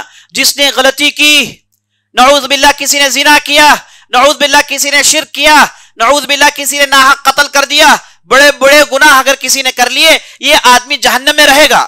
اس کے بعد اللہ نے کہا الا من تاب، سوا اس کے جس نے توبہ کیا، اچھے اعمال کیے۔ اگر اس نے ایسا کر لیا تو اللہ سبحانہ و تعالی اس کے نیکیوں کو، اس کے برائیوں کو نیکیوں میں تبدیل کر دیتا ہے، اس کی برائیوں کو نیکیوں میں تبدیل کر دیتا ہے۔ یہ بونس ہے عزیز ساتھیوں، گناہ معاف نہیں ہو رہے ہیں بلکہ گناہ بونس میں تبدیل ہو رہے ہیں۔ اللہ سبحانہ و تعالی ہم اور آپ کو توبہ کرنے کی توفیق بخشے۔ ایک صحابی تھے جن کا نام ابو لبابہ، یہ صحابی کا توبہ بہت ہی مشہور ہے۔ یہ بنو قریظہ کے یہودیوں سے ان کے ریلیشنز تھے، ان سے یہ بزنس کرتے تھے، لیکن ایمان کے پہاڑ تھے، بزنس کے تعلقات تھے۔ تو نبی صلی اللہ علیہ وسلم کے پاس جب یہ بنو قریظہ کے یہودیوں نے عہد توڑا، نبی صلی اللہ علیہ وسلم کا عہد تھا بنو قریظہ والوں سے کہ وہ لڑائی کے موقع پر مسلمانوں کا ساتھ دیں، لیکن جب احزاب کی لڑائی ہوئی تو ان لوگوں نے ساتھ نہیں دیا بلکہ پیچھے در پردہ مشرکین سے تعلقات قائم کر لیے، پیچھے سے مشرکین کو دعوت دی کہ مسلمانوں کے پیٹھ سے ان پر حملہ کریں۔ تو عین لڑائی کے موقع پر ان لوگوں نے غداری کی، لڑائی ختم ہوئی، اللہ نے آندھی بھیجی، پورے کے پورے یہ جو بھی احزاب پارٹی والے تھے سب کو اللہ نے تتر بتر کر دیا۔ تو جب بستی میں امن ہوا تو نبی صلی اللہ علیہ وسلم کو اللہ نے حکم دیا کہ ابھی لڑائی ختم نہیں ہوئی، آپ نے اتنی جلدی ہتھیار ڈال دی، ابھی لڑائی ختم نہیں ہوئی، ہتھیار اٹھاؤ سیدھے بنو قریظہ کو جاؤ، کیونکہ ان لوگوں نے غداری کی۔ تو نبی صلی اللہ علیہ وسلم کو حکم ہوا کہ بنو قریظہ پر چڑھائی کریں، انہیں ان کی غلطی کا سزا دیں۔ تو نبی صلی اللہ علیہ وسلم نے ابو لبابہ کو بلا کر کہا کہ اے ابو لبابہ، جاؤ جا کر دیکھو بنو قریظہ کی کیا کیفیت ہے، کیا وہ ابھی بھی ویسے ہی ہیں جیسے لڑائی کے موقع پر تھے؟ وہی عہد شکنی، وہی نافرمانی، وہی غداری ان کے اندر ہے کہ کچھ نرمی پڑ گئی ہے؟ تو ابو لبابہ کو نبی صلی اللہ علیہ وسلم نے بنو قریظہ کی طرف بھیجا۔ تو ابو لبابہ سیدھے بنو قریظہ میں داخل ہوئے، تو جیسے ہی ابو لبابہ کو یہودیوں نے دیکھا، چونکہ وہ جانتے تھے انہیں، اور یہودیوں کے بچوں نے دیکھا تو سب دوڑ کر ابو لبابہ کے پاس آئے، کیونکہ انہیں معلوم ہے کہ انہوں نے بدعہدی کی ہے، انہوں نے عہد کو توڑا ہے، اور عہد کو توڑنا یہ سیاست کی روح سے بہت بڑی غلطی ہے، یہ اس کی وجہ سے ان پر حملہ ہو سکتا ہے، یہ جانتے تھے۔ اس لیے ابو لبابہ کے پاس آئے، آ کر کہنے لگے اے ابو لبابہ، اور بچے رونے لگے، عورتیں رونے لگی۔ تو ابو لبابہ نے جب ان کی کیفیت دیکھی تو ان لوگوں نے پوچھا کہ محمد نے ہمارے تعلق سے کیا فیصلہ کیا ہے، محمد کیا فیصلہ کرنا چاہتے ہیں؟ انہیں اس بات کا ڈر تھا کہ اب کیا فیصلہ آنے والا ہے، وہ نہیں جانتے تھے۔ انہوں نے پوچھا کہ محمد نے ہمارے ساتھ کیا فیصلہ کیا ہے؟ تو ابو لبابہ جو نبی صلی اللہ علیہ وسلم کے زبردست صحابی تھے، جلیل القدر صحابی تھے، لیکن انہوں نے جب ان لوگوں کو دیکھا تھوڑی بہت نرمی ان کے دل میں پیدا ہو گئی۔ حالانکہ انہیں نبی صلی اللہ علیہ وسلم نے سفیر بنا کر بھیجا تھا، ایلچی بنا کر بھیجا تھا کہ پیغام لے کر آئیں، بس انہیں کچھ کہنا نہیں تھا ادھر۔ لیکن جب ان لوگوں کو انہوں نے دیکھا تو ان کے دل میں نرمی پڑ گئی، تو انہوں نے کہا کچھ نہیں، ہاتھ سے اشارہ کیا کہ ایسے، مانا یہ کہ سب کو قتل کر دیا جائے گا، یہ محمد کا فیصلہ ہے صلی اللہ علیہ وسلم۔ تو جیسے ہی یہ کہنا تھا پورے یہود رونے لگتے ہیں، اور ابو لبابہ کو ایک لمحے کے بعد یہ احساس ہوتا ہے کہ میں نے کیا غلطی کر ڈالی، یہ غلطی مجھے کرنی نہیں تھی، مجھے ایلچی بنایا گیا تھا، مجھے صرف اخبار لے کر پہنچنا تھا واپس، لیکن میں نے کیسے اشارہ کر دیا؟ تو یہ غلطی کا انہیں اتنا احساس ہوتا ہے۔ اب دیکھیے توبہ کیسے کرتے ہیں۔ ابو لبابہ ہمیں بتائیں گے کہ غلطیوں سے کیسا توبہ کرنا چاہیے۔ غلطی کیا تھی؟ غلطی انسانی تقاضا تھا، ہاتھ سے اشارہ ہو گیا تھا، لیکن بندے مومن جس کے دل میں ایمان ہوتا ہے وہ برائیوں کو پہاڑ کی طرح دیکھتا ہے، وہ گناہوں کو پہاڑ کی طرح دیکھتا ہے، ایسے پہاڑ جو اس کے اوپر گرنے والے ہیں۔ لیکن جس کے دل میں ایمان نہیں ہوتا، جس کے دل میں نفاق ہوتا ہے، بڑے بڑے گناہ بھی اس کے لیے مچھر اور مکھی کے برابر ہوتے ہیں اور وہ ایسے مار کے اڑا دیتا ہے۔ بندے مومن کے دل میں برائی کا احساس غیر معمولی ہوتا ہے، وہ سکڑتا ہے، راتوں میں نیند نہیں آتی اسے، وہ سوچتا ہے کہ میں نے کیا غلطی کر ڈالی، ایسی غلطی مجھ سے کیسے سرزد ہوئی، ایمان اور ایمان کے ساتھ یہ بدعہدی کیسے ہو سکتی ہے۔ یہ احساس اسے راتوں میں جگاتی ہے، یہ احساس اسے پریشان کرتی ہے، غلطیوں کو سوچتا ہے تو وہ اندر سے سکڑتا ہے، اندر سے ٹوٹتا ہے، اندر سے وہ پریشان ہوتا ہے۔ تو ابو لبابہ کی یہی کیفیت تھی، وہ بنو قریظہ سے مدینہ پہنچتے پہنچتے سکڑ گئے تھے، اور سیدھے مدینہ پہنچتے ہیں تو انہوں نے فیصلہ کر لیا کہ نہیں، یہ غلطی ہے۔ کبھی کبھار شیطان جسٹیفائی کراتا ہے، دل میں وسوسہ ڈالتا ہے کہ کیا ہے، سب بھی تو کرتے ہیں، تمہیں کرو تو کیا ہے نا، سب کرتے ہیں، سب بھی کرتے ہیں، آپ کی کیا ہے، سب کرتے ہیں، اور آپ نے کیا کیا، آپ تو چھوٹی بات کی۔ کبھی کبھار شیطان غلطیوں کو جسٹیفائی کراتا ہے، اور مومن ہوتا ہے جو صاف کہتا ہے کہ غلطی غلطی ہے، گناہ گناہ ہے، میں 1000 عذر پیش کروں، میں 1000 جسٹیفیکیشن پیش کروں، میرے دل کو معلوم ہے، میرے سینے کو معلوم ہے کہ یہ غلطی ہے کہ نہیں ہے۔ تو ابو لبابہ نے کہا کہ یہ غلطی ہے، سراپا غلطی ہے، چاہے میں 1000 عذر پیش کروں، غلطی غلطی ہے۔ تو ابو لبابہ مدینے میں داخل ہوتے ہیں اور سیدھے مسجد نبوی چلے جاتے ہیں، اور مسجد نبوی جا کر اپنے آپ کو وہ باندھ لیتے ہیں اور کہتے ہیں کہ یہ بندش سوائے رسول اللہ صلی اللہ علیہ وسلم کے کوئی نہیں کھولے گا، نبی صلی اللہ علیہ وسلم جب مجھ سے راضی ہوں گے وہ آ کر کھولیں گے، تب تک میری یہی حالت ہوگی، اور اپنے آپ کو باندھ لیتے ہیں۔ اللہ اکبر، دیکھیے کیسے توبہ کیا جاتا ہے، یعنی یہ وہ لوگ ہیں چاہتے ہیں کہ دنیا میں ان کے گناہوں کا فیصلہ ہو جائے، اور جب قیامت کے دن کھڑے ہوں وہاں پر کوئی بوجھ نہ ہو۔ قیامت کا دن، آخرت کا دن ان کے سامنے اتنا قریب ہوتا ہے کہ کل سے پہلے آخرت نظر آتا ہے، لیکن جن کے دل میں ایمان کمزور ہوتا ہے، جن کے دل میں دنیا پرستی پڑی ہوتی ہے، ان کے لیے آخرت بہت دور نظر آتی ہے، ابھی 50,000 سال ہیں، ابھی 1000 سال ہیں، لیکن جو مومن ہوتا ہے وہ آخرت کو قریب دیکھتا ہے۔ اللہ نے قرآن نے ارشاد فرمایا وَإِرَاهُمْ بَعِيدًا وَنَرَاهُمْ قَرِيبًا، یہ لوگ آخرت کو دور دیکھتے ہیں، ہم آخرت کو کل کہتے ہیں۔ اللہ نے آخرت کو کل کہا ہے، یہ کبھی بھی قائم ہو سکتی ہے، تو مومنین کا یہ جذبہ ہوتا ہے۔ تو ابو لبابہ گئے، انہوں نے اپنے آپ کو باندھ لیا۔ لوگ جا کر نبی صلی اللہ علیہ وسلم سے کہنے لگے کہ ابو لبابہ واپس آئے ہیں، اور بنو قریظہ وہ ابھی اسی عہد پر ہیں، اسی حالت میں ہیں۔ اب نبی صلی اللہ علیہ وسلم چاہے تو جو بھی فیصلہ کریں۔ اب پوچھتے ہیں نبی صلی اللہ علیہ وسلم ابو لبابہ کہاں ہیں؟ تو لوگ کہتے ہیں کہ ابو لبابہ سے غلطی ہو گئی، وہ غلطی ہو گئی کہ انہوں نے ہاتھ سے اشارہ کر دیا، اس لیے وہ اپنے آپ کو قید کر چکے ہیں۔ تو نبی صلی اللہ علیہ وسلم نے کہا کہ اگر وہ میرے پاس آتے تو میں معاف کر دیتا، اگر وہ میرے پاس آتے تو میں معاف کر دیتا، لیکن ابو لبابہ نے خود اس کے معاملے کو اللہ کے پاس پہنچا دیا ہے، اب اللہ ہی اسے معاف کرے گا۔ دیکھتے ہیں اللہ ان کے توبہ کو نازل کرتا ہے کہ نہیں کرتا۔ اس کے بعد نبی صلی اللہ علیہ وسلم بنو قریظہ میں جاتے ہیں۔ ابو لبابہ کا معاملہ یہ تھا کہ روزانہ ان کی بیوی آتی ہیں، ان کی بندش کو کھولتی ہیں، وہ نماز پڑھتے ہیں، اور اس کے بعد وہ باندھ کر چلے جاتی ہیں۔ کئی دن تک یہ معاملہ رہا۔ اس کے بعد جب بنو قریظہ پر چڑھائی ہوئی اور بنو قریظہ کو قتل کیا گیا، ان کے عورتوں کو غلام بنایا گیا، اس کے بعد نبی صلی اللہ علیہ وسلم آئے تو آ کر ابو لبابہ کے بندش کو کھول دیتے ہیں، کہتے ہیں کہ اللہ نے تمہارے توبہ کو قبول کر لیا۔ تو یہ توبہ عزیز ساتھی، چھوٹی سی غلطی لیکن احساس اتنا کہ یہ دل میں تیر کی طرح چبھ رہا ہے۔ اور جب بھی آدمی سوچتا ہے اللہ کی طرف رجوع کرتا ہے، جب بھی آدمی سوچتا ہے اللہ کی طرف رجوع کرتا ہے۔ توبہ ایک گناہ سے ایک مرتبہ نہیں، توبہ گناہ سے زندگی بھر کرتے رہنا ہے۔ عمر بن خطاب رضی اللہ عنہ کے تعلق سے آتا ہے کہ انہوں نے حدیبیہ کے موقع پر جب نبی صلی اللہ علیہ وسلم سے کچھ بڑ زبانی کر لی، جب نبی صلی اللہ علیہ وسلم نے مشرکین سے چند آسان شروط پر ان سے عہد کر لیا، ایسے شروط ظاہری طور پر مسلمانوں کو نقصان پہنچا رہے تھے، لیکن نبی صلی اللہ علیہ وسلم نے اسے مان لیا، لیکن عمر بن خطاب اسے ماننے کے لیے تیار نہیں تھے۔ انہوں نے نبی صلی اللہ علیہ وسلم سے گرم گفتگو کی، ابوبکر صدیق سے گرم گفتگو کی، اور بعد میں انہیں معلوم ہوا کہ یہ ان کی غلطی تھی۔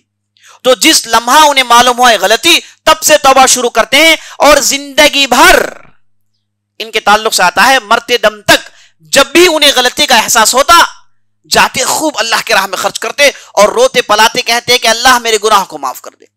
تو بندہ جو مومن ہوتا ہے وہ اپنے گناہوں کو گنتا ہے. رمضان کی ان مبارک راتوں میں عزیز ساتھیوں توبے سے بڑا کوئی عمل نہیں ہے.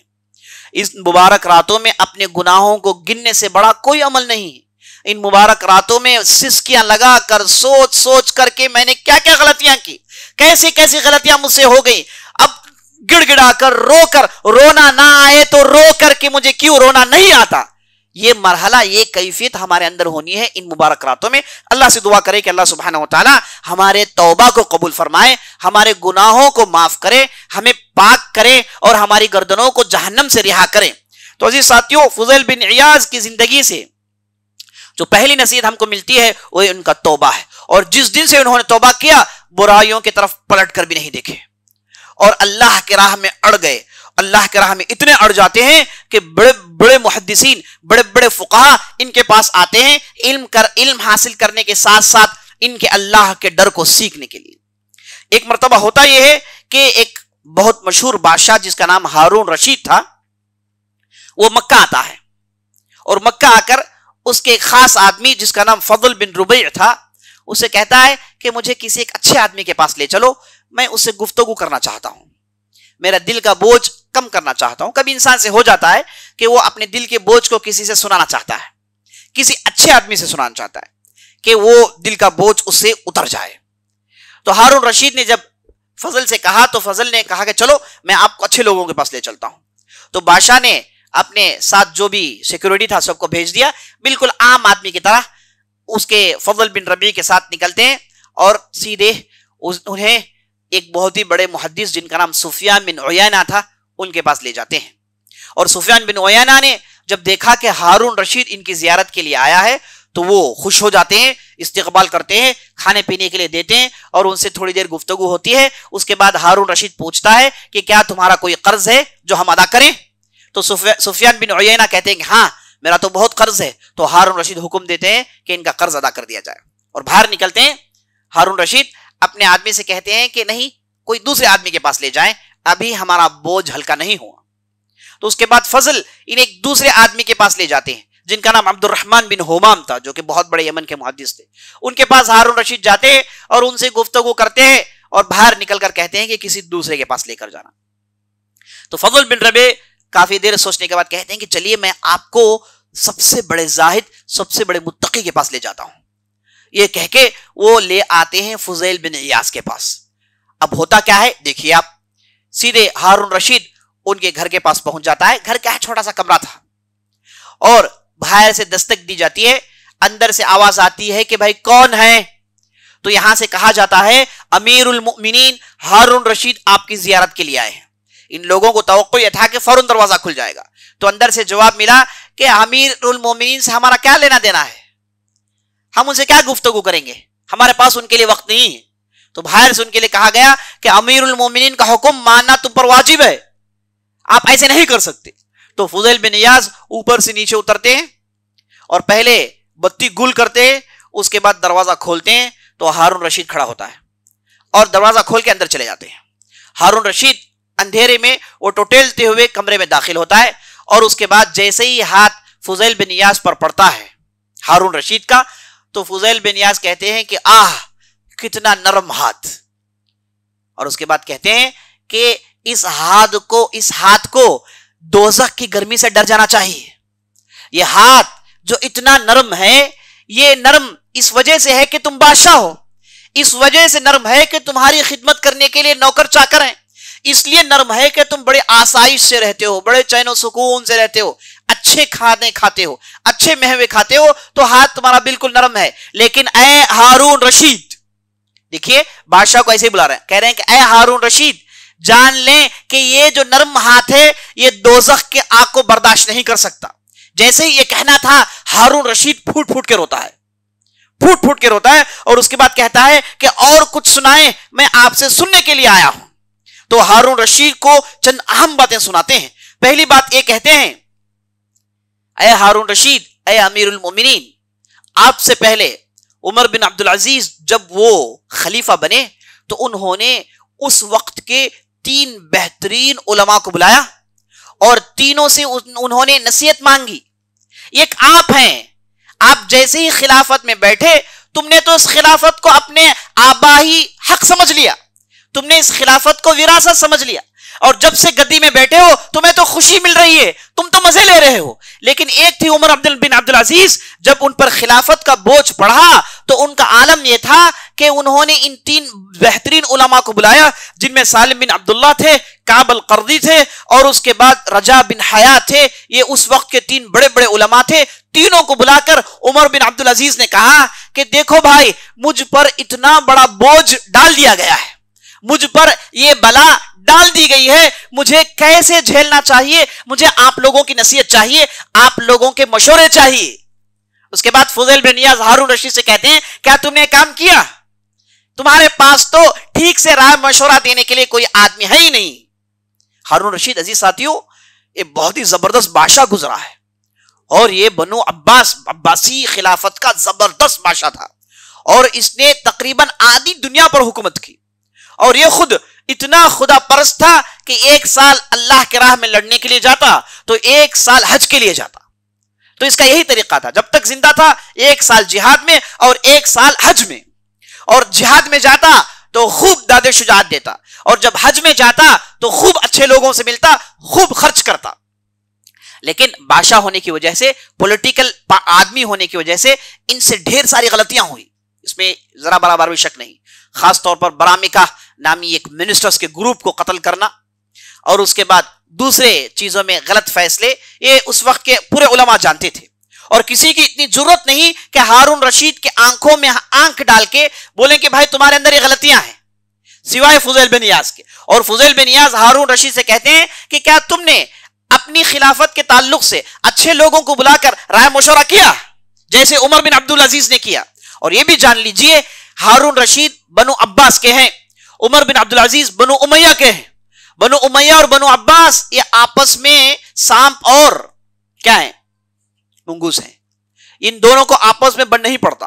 بنو امیہ کو ختم کر کے بنو عباس خلافت حاصل کرتے ہیں, اور جب انہوں نے خلافت حاصل کی, بنو امیہ سے ایسی دشمنی تھی, ان کے بعض لوگوں کے قبروں کو کھود کر, نعشوں کو اٹھا کر جلا کر پھر دفن کیا ان لوگوں نے. اس حد تک نفرت تھی. یہاں پر فضیل بن نیاز عمر بن عبد العزیز کا نام لے رہے ہیں جو اموی خلیفہ ہیں, اور کس کے سامنے لے رہے ہیں, عباسی خلیفہ کے سامنے. یہ خود سولی پر چڑھانے کے لیے کافی ہے بنو عباس کے لیے, کہ کیسے تم میرے سامنے بنو امیہ کے ایک آدمی کا نام لے رہے ہو. لیکن فضیل بن نیاز کے تقوی اور زہد کا اتنا اثر ہارون رشید پر پڑا کہ وہ بچوں کی طرح سن رہا تھا. تو عمر بن عبد العزیز نے 3 اپنے بہترین علماء کو بلایا اور ان سے نصیحت حاصل کی کہ آپ بتائیں کہ میں کیا کروں. تو سب سے پہلے سالم بن عبداللہ جو تھے, انہوں نے کہا کہ اے امیر المؤمنین, یہ خلافت میں اگر آپ ٹھیک سے سکسسفلی کرنا چاہتے ہیں تو جان لیں کہ آپ کا ہر دن روزہ ہے. آپ کا ہر دن روزہ ہے.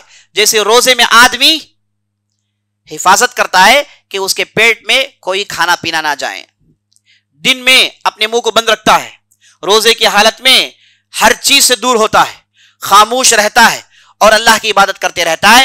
یہ اگر کیفیت آپ کر سکتے ہیں تب جا کے آپ خلافت کے لیے سوٹیبل ہے, یہ کہا سالم بن عبداللہ نے. اس کے بعد دوسرے عالم جن کا نام کعب القرظی تھا, انہوں نے کہا کہ اے امیر المؤمنین, لوگوں کے درمیان بعض آپ سے عمر میں بڑے ہیں, بعض آپ کے عمر کے ہیں, اور بعض آپ سے چھوٹے ہیں. اگر آپ بڑوں کے ساتھ والد کا سلوک نہیں کر سکتے اور ہم پلوں کے ساتھ بھائیوں کا سلوک نہیں کر سکتے, اور آپ سے جو چھوٹے ہیں ان کے ساتھ بیٹوں کا سلوک نہیں کر سکتے, تو اس گدی میں بیٹھنے کے آپ قابل نہیں ہیں, اس خلافت میں بیٹھنے کے آپ قابل نہیں ہیں. آپ کے بڑے ہیں تو انہیں والد سمجھ کر عزت کریے. کہ کسے کہا جا رہا ہے, خلیفہ کو بتایا جا رہا ہے کہ ایسے ہی لوگوں سے سلوک کرنا ہے, لوگوں کے ساتھ اسی طریقے سے سلوک کرنا ہے. جو بھی تم سے عمر میں بڑے ہیں انہیں والد کا حق دیں.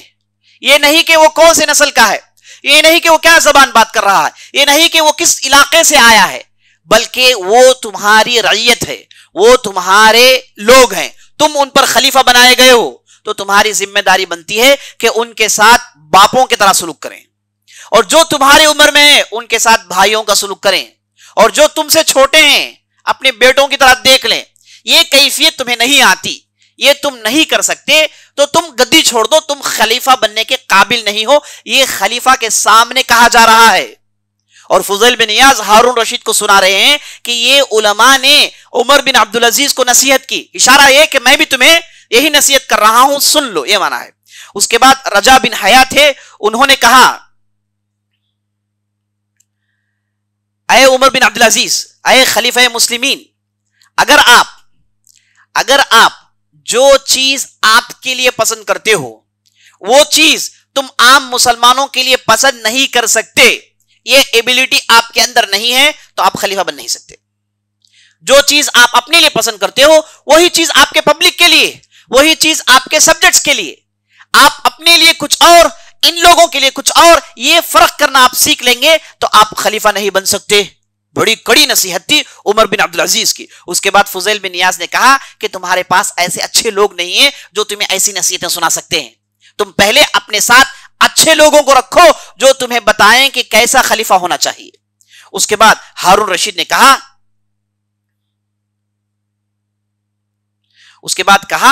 کہ اگر تمہارے پاس نیک لوگ نہیں ہیں جو تمہیں رلاتے نہیں ہو، جو تمہارے غلطیوں کو بتاتے نہیں ہو، تو تم برباد ہو گئے. تو ہارون رشید چیخ چیخ کر رونا شروع کرتے ہیں. اس کے بعد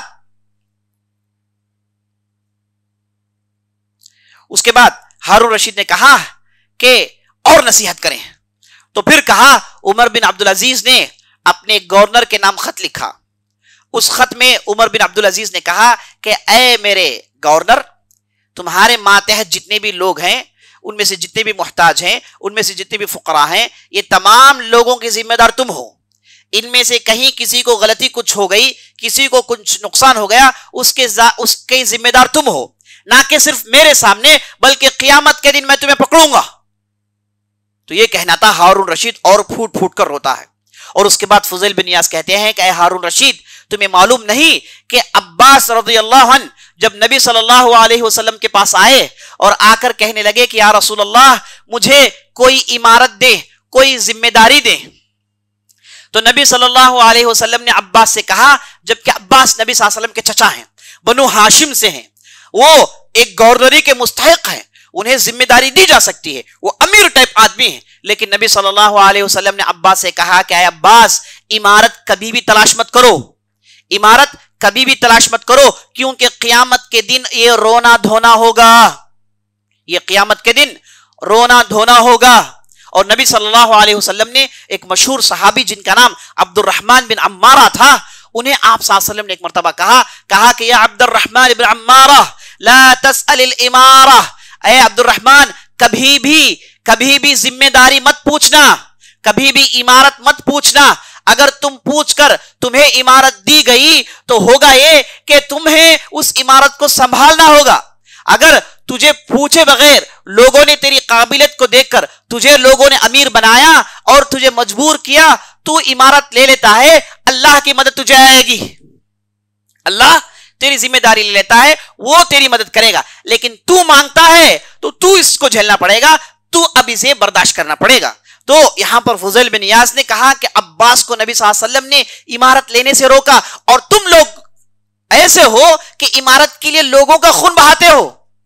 ایسے ہی ہارون رشید سے سیدھے کہا کہ تم لوگ وہ ہو جو گدی کے لیے مرتے ہو، تم لوگ وہ ہو جو گدی حاصل کرنے کے لیے بے تحاشا خون بہاتے ہو. ہارون رشید چیخ چیخ کر رونے لگا. یہ فضیل بن ایاز کی نصیحتیں تھی. اور اس کے بعد ہارون رشید نے کہا کہ اے فضیل، اور کچھ سنائیے، اور میں سننا چاہتا ہوں. تو فضیل بن ایاز نے کہا کہ اگر تمہارے ماتحت جو بھی لوگ ہیں ان کے ساتھ تم نے انصاف نہیں کیا، تو نبی صلی اللہ علیہ وسلم نے کہا کہ ایسا آدمی جنت کی خوشبو تک نہیں سن سکتا. تم جنت جانا چاہتے ہو، لوگوں کے ساتھ انصاف کرو، لوگوں کے ساتھ بہترین سلوک کرو. اس کے بعد ہارون رشید بہت دیر تک روتے رہتا ہے، اور اس کے بعد فضیل بن ایاز سے کہتا ہے کہ اے حضرت، آپ کا کوئی قرض ہے جو میں ادا کر سکتا ہوں؟ تو فضیل بن ایاز نے کہا کہ ہاں، بہت بڑا قرض ہے، اللہ کا قرض ہے. اللہ نے قرآن میں ارشاد فرمایا وَمَا خَلَقْتُ الْجِنَّ وَالْإِنسَ إِلَّا لِيَعْبُدُونَ، اللہ نے جن اور انسان کو بنایا اللہ کی عبادت کرنے کے لیے. یہ عبادت قرض ہے میرے اور تیرے کھانے میں ہے ہارون رشید، میرے اور تیرے کھانے میں یہ اللہ کی عبادت قرض ہے، اسے کب ہم ادا کریں گے؟ تو ہارون رشید نے کہا کہ نہیں، میں یہ جو دولت کی بات کر رہا ہوں. تو فضیل بن ایاز نے کہا کہ اتنے گھنٹے سے میں تجھے جہنم سے چھٹکارا کیسے حاصل کریں وہ باتیں سناتا ہوں، اور تو مجھے جہنم میں ڈالنا چاہتا ہے.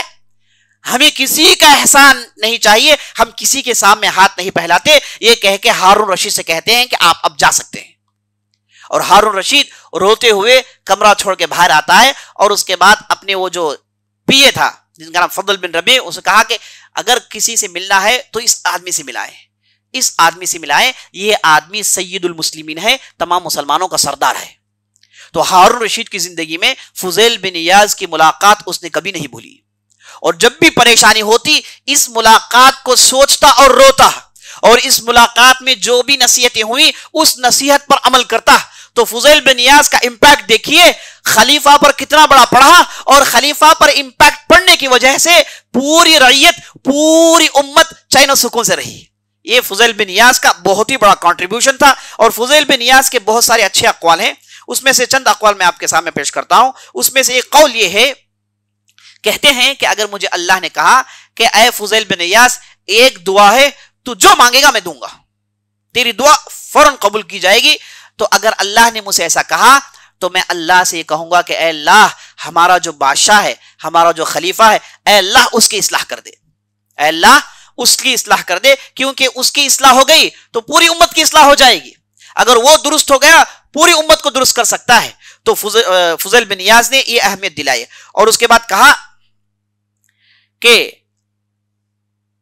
اگر مجھے یہ کہا جائے کہ دنیا کی دولت جمع کرنے میں کوئی دقت نہیں، جاؤ دنیا جمع کرو، اور قیامت کے دن اللہ سبحانہ و تعالی دنیا تم نے جو بھی جمع کیا اس تعلق سے نہیں پوچھے گا. اگر مجھے یہ کہا گیا تب بھی میں دنیا نہیں جمع کروں گا.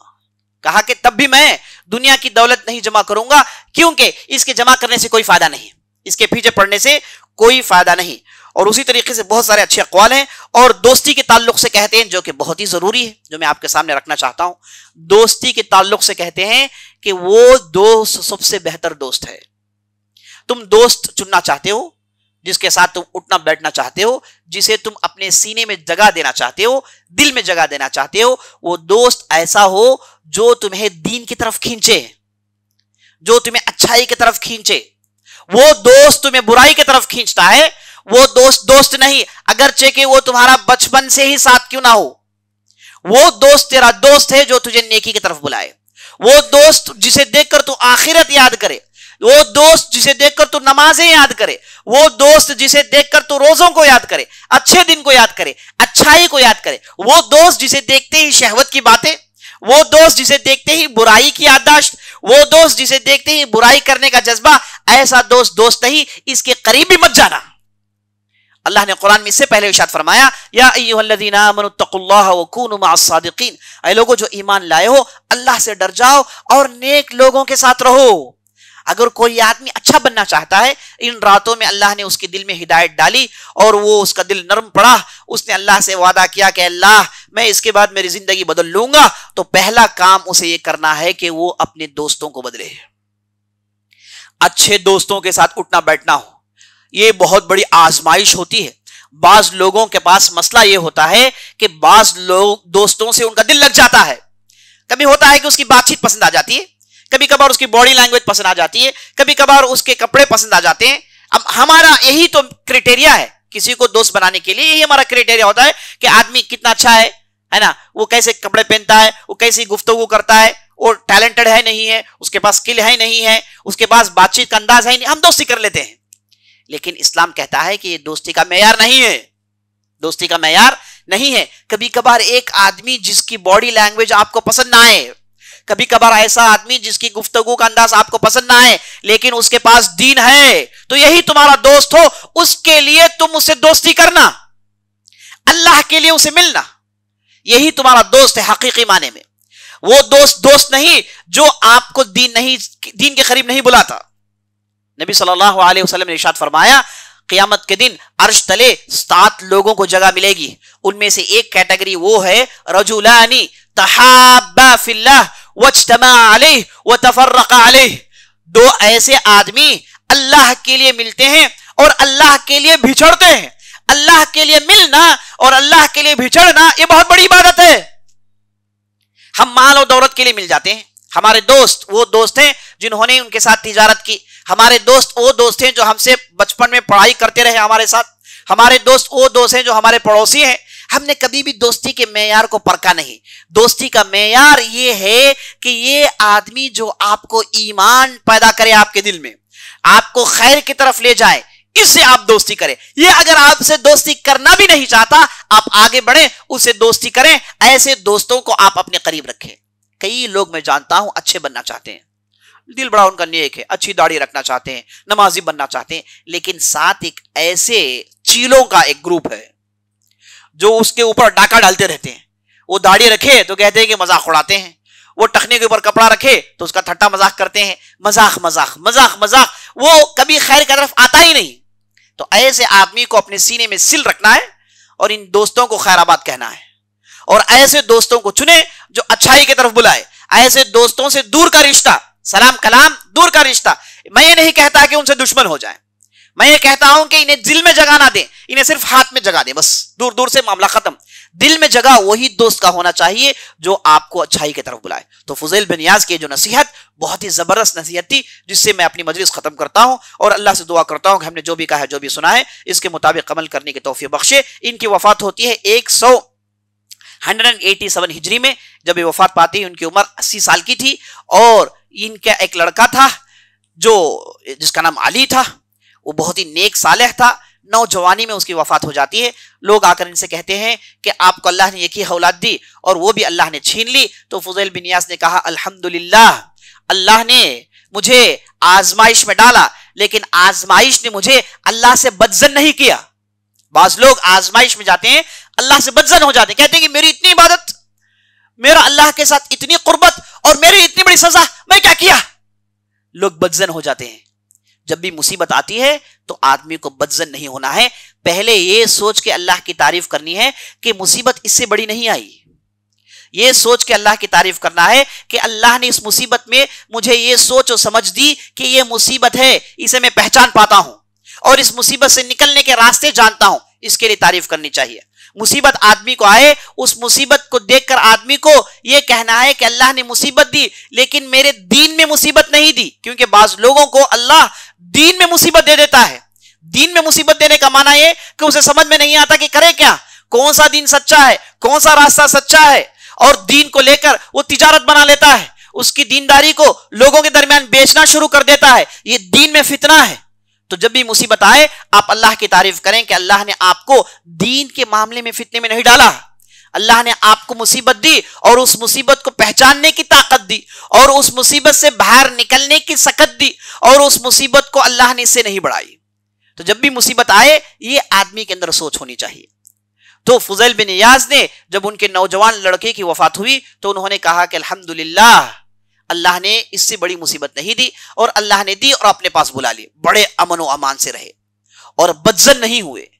اور بدظن یہ بہت بڑا حملہ ہوتا ہے شیطان کا, خاص طور پر دینداروں پر. یہ بدظن ہونا شیطان کا حملہ ہوتا ہے دینداروں پر.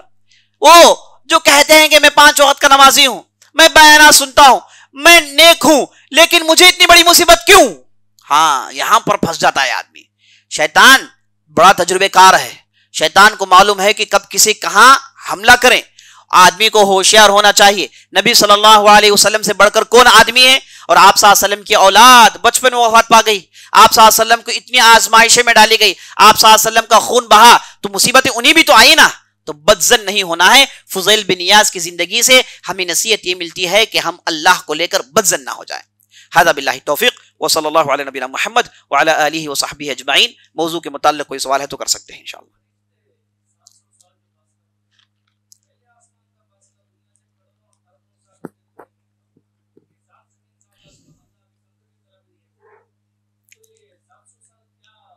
سوال یہ کر رہے ہیں کہ یہ جو 700 سال کا جو ڈسٹنس جو بیان کیا گیا ہے یہ کیا ہے, یہ کیوں 700 سال کہا گیا, کبھی 500 سال کہا گیا, کبھی 700 سال کہا گیا.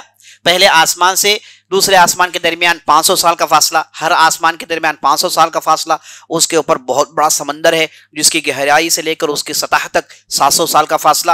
تو یہ جو 100 سال کے جو فاصلے بیان کیے گئے ہیں، یہ کس وہیکل کو لے کر، یہ کس تیزی کو لے کر، اللہ ہی بہتر جانتا ہے. اللہ ہی بہتر جانتا ہے کہ یہ 500 سال کا فاصلہ کس بنیاد پر کہا گیا ہے. سب شارحین نے یہی کہا کہ یہ اللہ ہی بہتر جانتا ہے کہ کس اعتبار سے یہ کہا گیا. جن کی عمر 100 سال کی بھی نہیں، یہ 500 سال کے فاصلے کو کیسے طے کر سکتے ہیں، ہے نا؟ اللہ عالم. ہاں، آپ حضرات سے گزارش ہے کہ انشاءاللہ اتوار کے دن بعد نماز ظہر ادھر حاضر ہوئیے. انشاءاللہ ہم سوال جواب کا سیشن رکھیں گے. کئی حضرات ہیں ان کے پاس سوالات ہوتے ہیں زکوٰۃ کو لے کر، نماز کو لے کر، دوسرے مسائل کو لے کر. انشاءاللہ آپ آئیے، ہم حد المقدور کوشش کریں گے کہ ٹھیک ٹھیک جوابات آپ کے سامنے کتاب و سنت کے مطابق پیش کریں. اتوار کے دن بعد نماز ظہر انشاءاللہ اسی جگہ، بھولیے مت. نماز ظہر کی نماز یہاں 1:05 کو ہے. ظہر کی نماز یہاں 1:05 کو ہے، تو ظہر کی نماز میں آ جائیے. اس کے بعد انشاءاللہ ہم اس مجلس کو سجائیں گے انشاءاللہ. ہاں، سوال کر رہے ہیں کہ فضیل بن نیاز خراسان سے تھے، انہیں عربی کیسے سمجھ میں آتی تھی؟ میں نے آپ کو بتایا یہ خراسان، یہ ایران، ان علاقوں میں جہاں کہیں بھی مسلمان پہنچے انہوں نے وہاں پر لوگوں کو عربی زبان سکھائی. اسلام کے ساتھ ساتھ انہوں نے عربی زبان سیکھی. یہ ہندوستان والوں کا عجیب و غریب معاملہ ہے کہ یہاں کے لوگ عربی نہیں سیکھتے، یہاں کے لوگ اردو میں ہی پڑھے ہوئے ہیں، ابھی ٹرانسلیشن میں ہی پڑھے ہوئے ہیں، ہے نا. لیکن آج یورپ کے اندر جہاں لوگ مسلمان ہوتے ہیں، میں نے کئی لوگوں کو دیکھا یو کے اندر، فرانس کے اندر، جیسے ہی وہ مسلمان ہوتے ہیں ساتھ ساتھ عربی زبان سیکھتے ہیں. ان لوگوں کی بات سمجھ میں نہیں آتی کہ صرف پڑھیں سمجھ میں نہ آئے، یہ کیسے ہو سکتا ہے؟ پڑھیں سمجھ میں نہ آئے، یہ کیسے ہو سکتا ہے؟ تو وہ 7 لینگویج سیکھتے ہیں. کئی لوگوں کو میں نے دیکھا پوری لینگویج وہ سیکھ چکے ہیں، وہ بولتے ہیں لینگویج اور قرآن سمجھتے ہیں. کب اسلام قبول کیا؟ 3 سال پہلے. کب آپ نے اسلام قبول کیا؟ 5 سال پہلے. تو ان لوگوں کے پاس ٹرینڈ ہے. تو یہ شروع میں اسلام ایسا ہی تھا، جہاں کہیں بھی اسلام پہنچا اسلام نے اپنی تہذیب سکھائی، اسلام نے اپنا لینگویج سکھایا. تو وہاں کے لوگ عربی بولتے تھے، حالانکہ گھروں میں ان کی ایک زبان ہوتی تھی، فارسی بولتے تھے گھروں میں، لیکن پبلک زبان، گورنمنٹ کی زبان عربی ہوتی تھی. جیسے ہم تمل بھی بولتے ہیں، اردو بھی بولتے ہیں، ایسے ان لوگوں کے پاس ٹرینڈ تھا، عربی بول چال عام تھی. جیسے ابو حنیفہ رحمۃ اللہ علیہ تھے، فارسی جانتے تھے اور عربی بولتے تھے. یہ جو ہے عام ٹرینڈ تھا اس زمانے میں، اور اسی کو برٹشرز نے لیا. وہ بھی جہاں کہیں بھی گئے اپنی زبان سکھائے، اپنی تہذیب سکھائی، کیونکہ انہوں نے ہماری تاریخ کو ہم سے زیادہ پڑھا ہے اور دیکھا کہ مسلمان کیسے ساری دنیا میں حاوی ہو گئے، کیسے انہوں نے اپنی بات کو پہنچایا. تو انہیں معلوم ہوا کہ زبان کے ذریعے سے، تو ان لوگوں نے بھی اپنی زبان کو پھیلایا. یہی باقاعدہ برٹش نے مسلمانوں سے لیا ہے. اللہ عالم.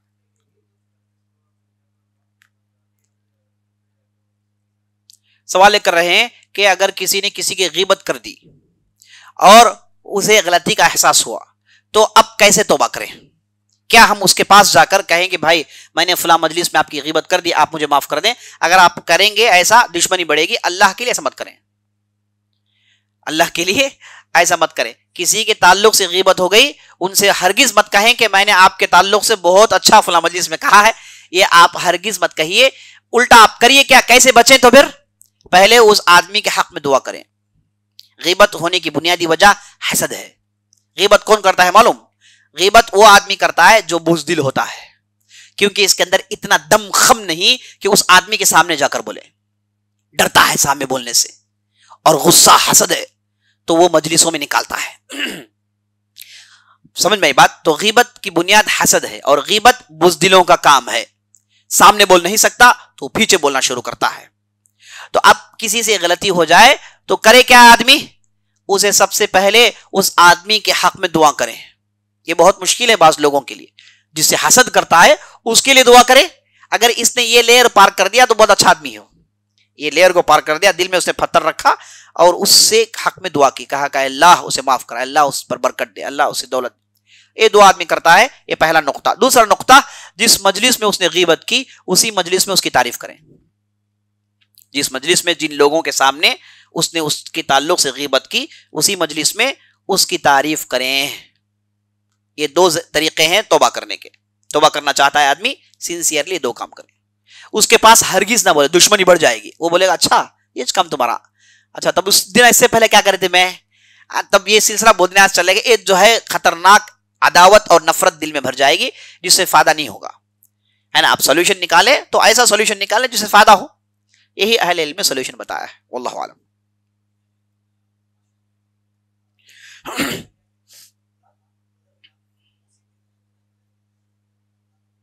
ہاں سوال یہ کر رہے ہیں کہ اگر کوئی بندے مومن بدل جاتا ہے اور اپنے ساتھیوں کے پاس جا کر انہیں نصیحت کرتا ہے کہ بھائی تم بھی بدل جا، تو آدمی بولتا ہے کہ اب آگے اس بڑا بات کرنے واسطے تمہیں کیسا تھا معلوم نہیں، ایسی باتیں لوگ کہتے ہیں. تو اس کے لیے جواب کیا ہے؟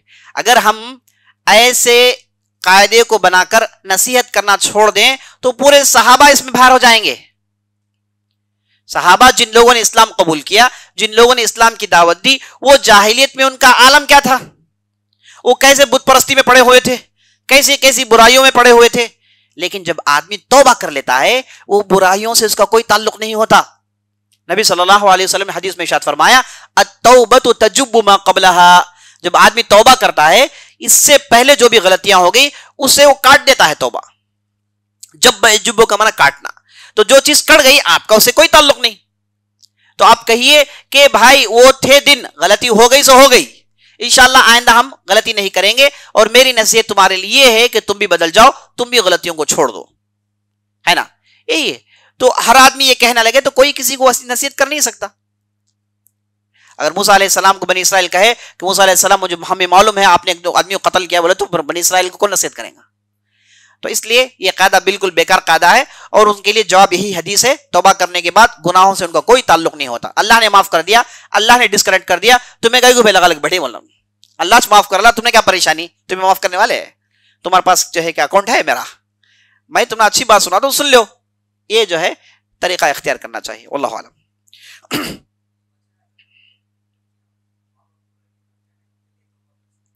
سوال کر رہے ہیں بچوں کی جو غلطیاں ہوتی ہیں کیا یہ غلطیاں ماں باپ پر اس کا اثر ہوگا؟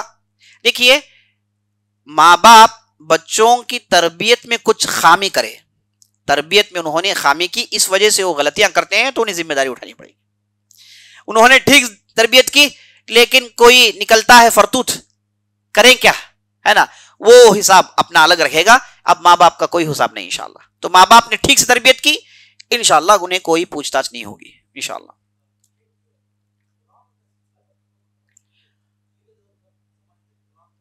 سوال کر رہے ہیں کہ غلامی کا سسٹم کب ختم ہوا؟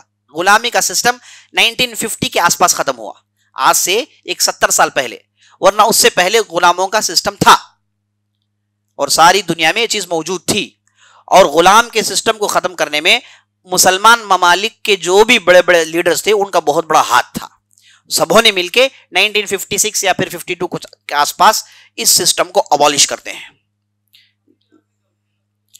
جی افریقہ میں بعض ڈیپ گاؤں میں ہے، وہ پتہ نہیں کس حد تک صحیح ہے، ہم نے سنا ہے بول کر، لیکن برملا علی الاعلان نہیں ہے، اگر ہوں گے بھی تو انلیگل ہوگا.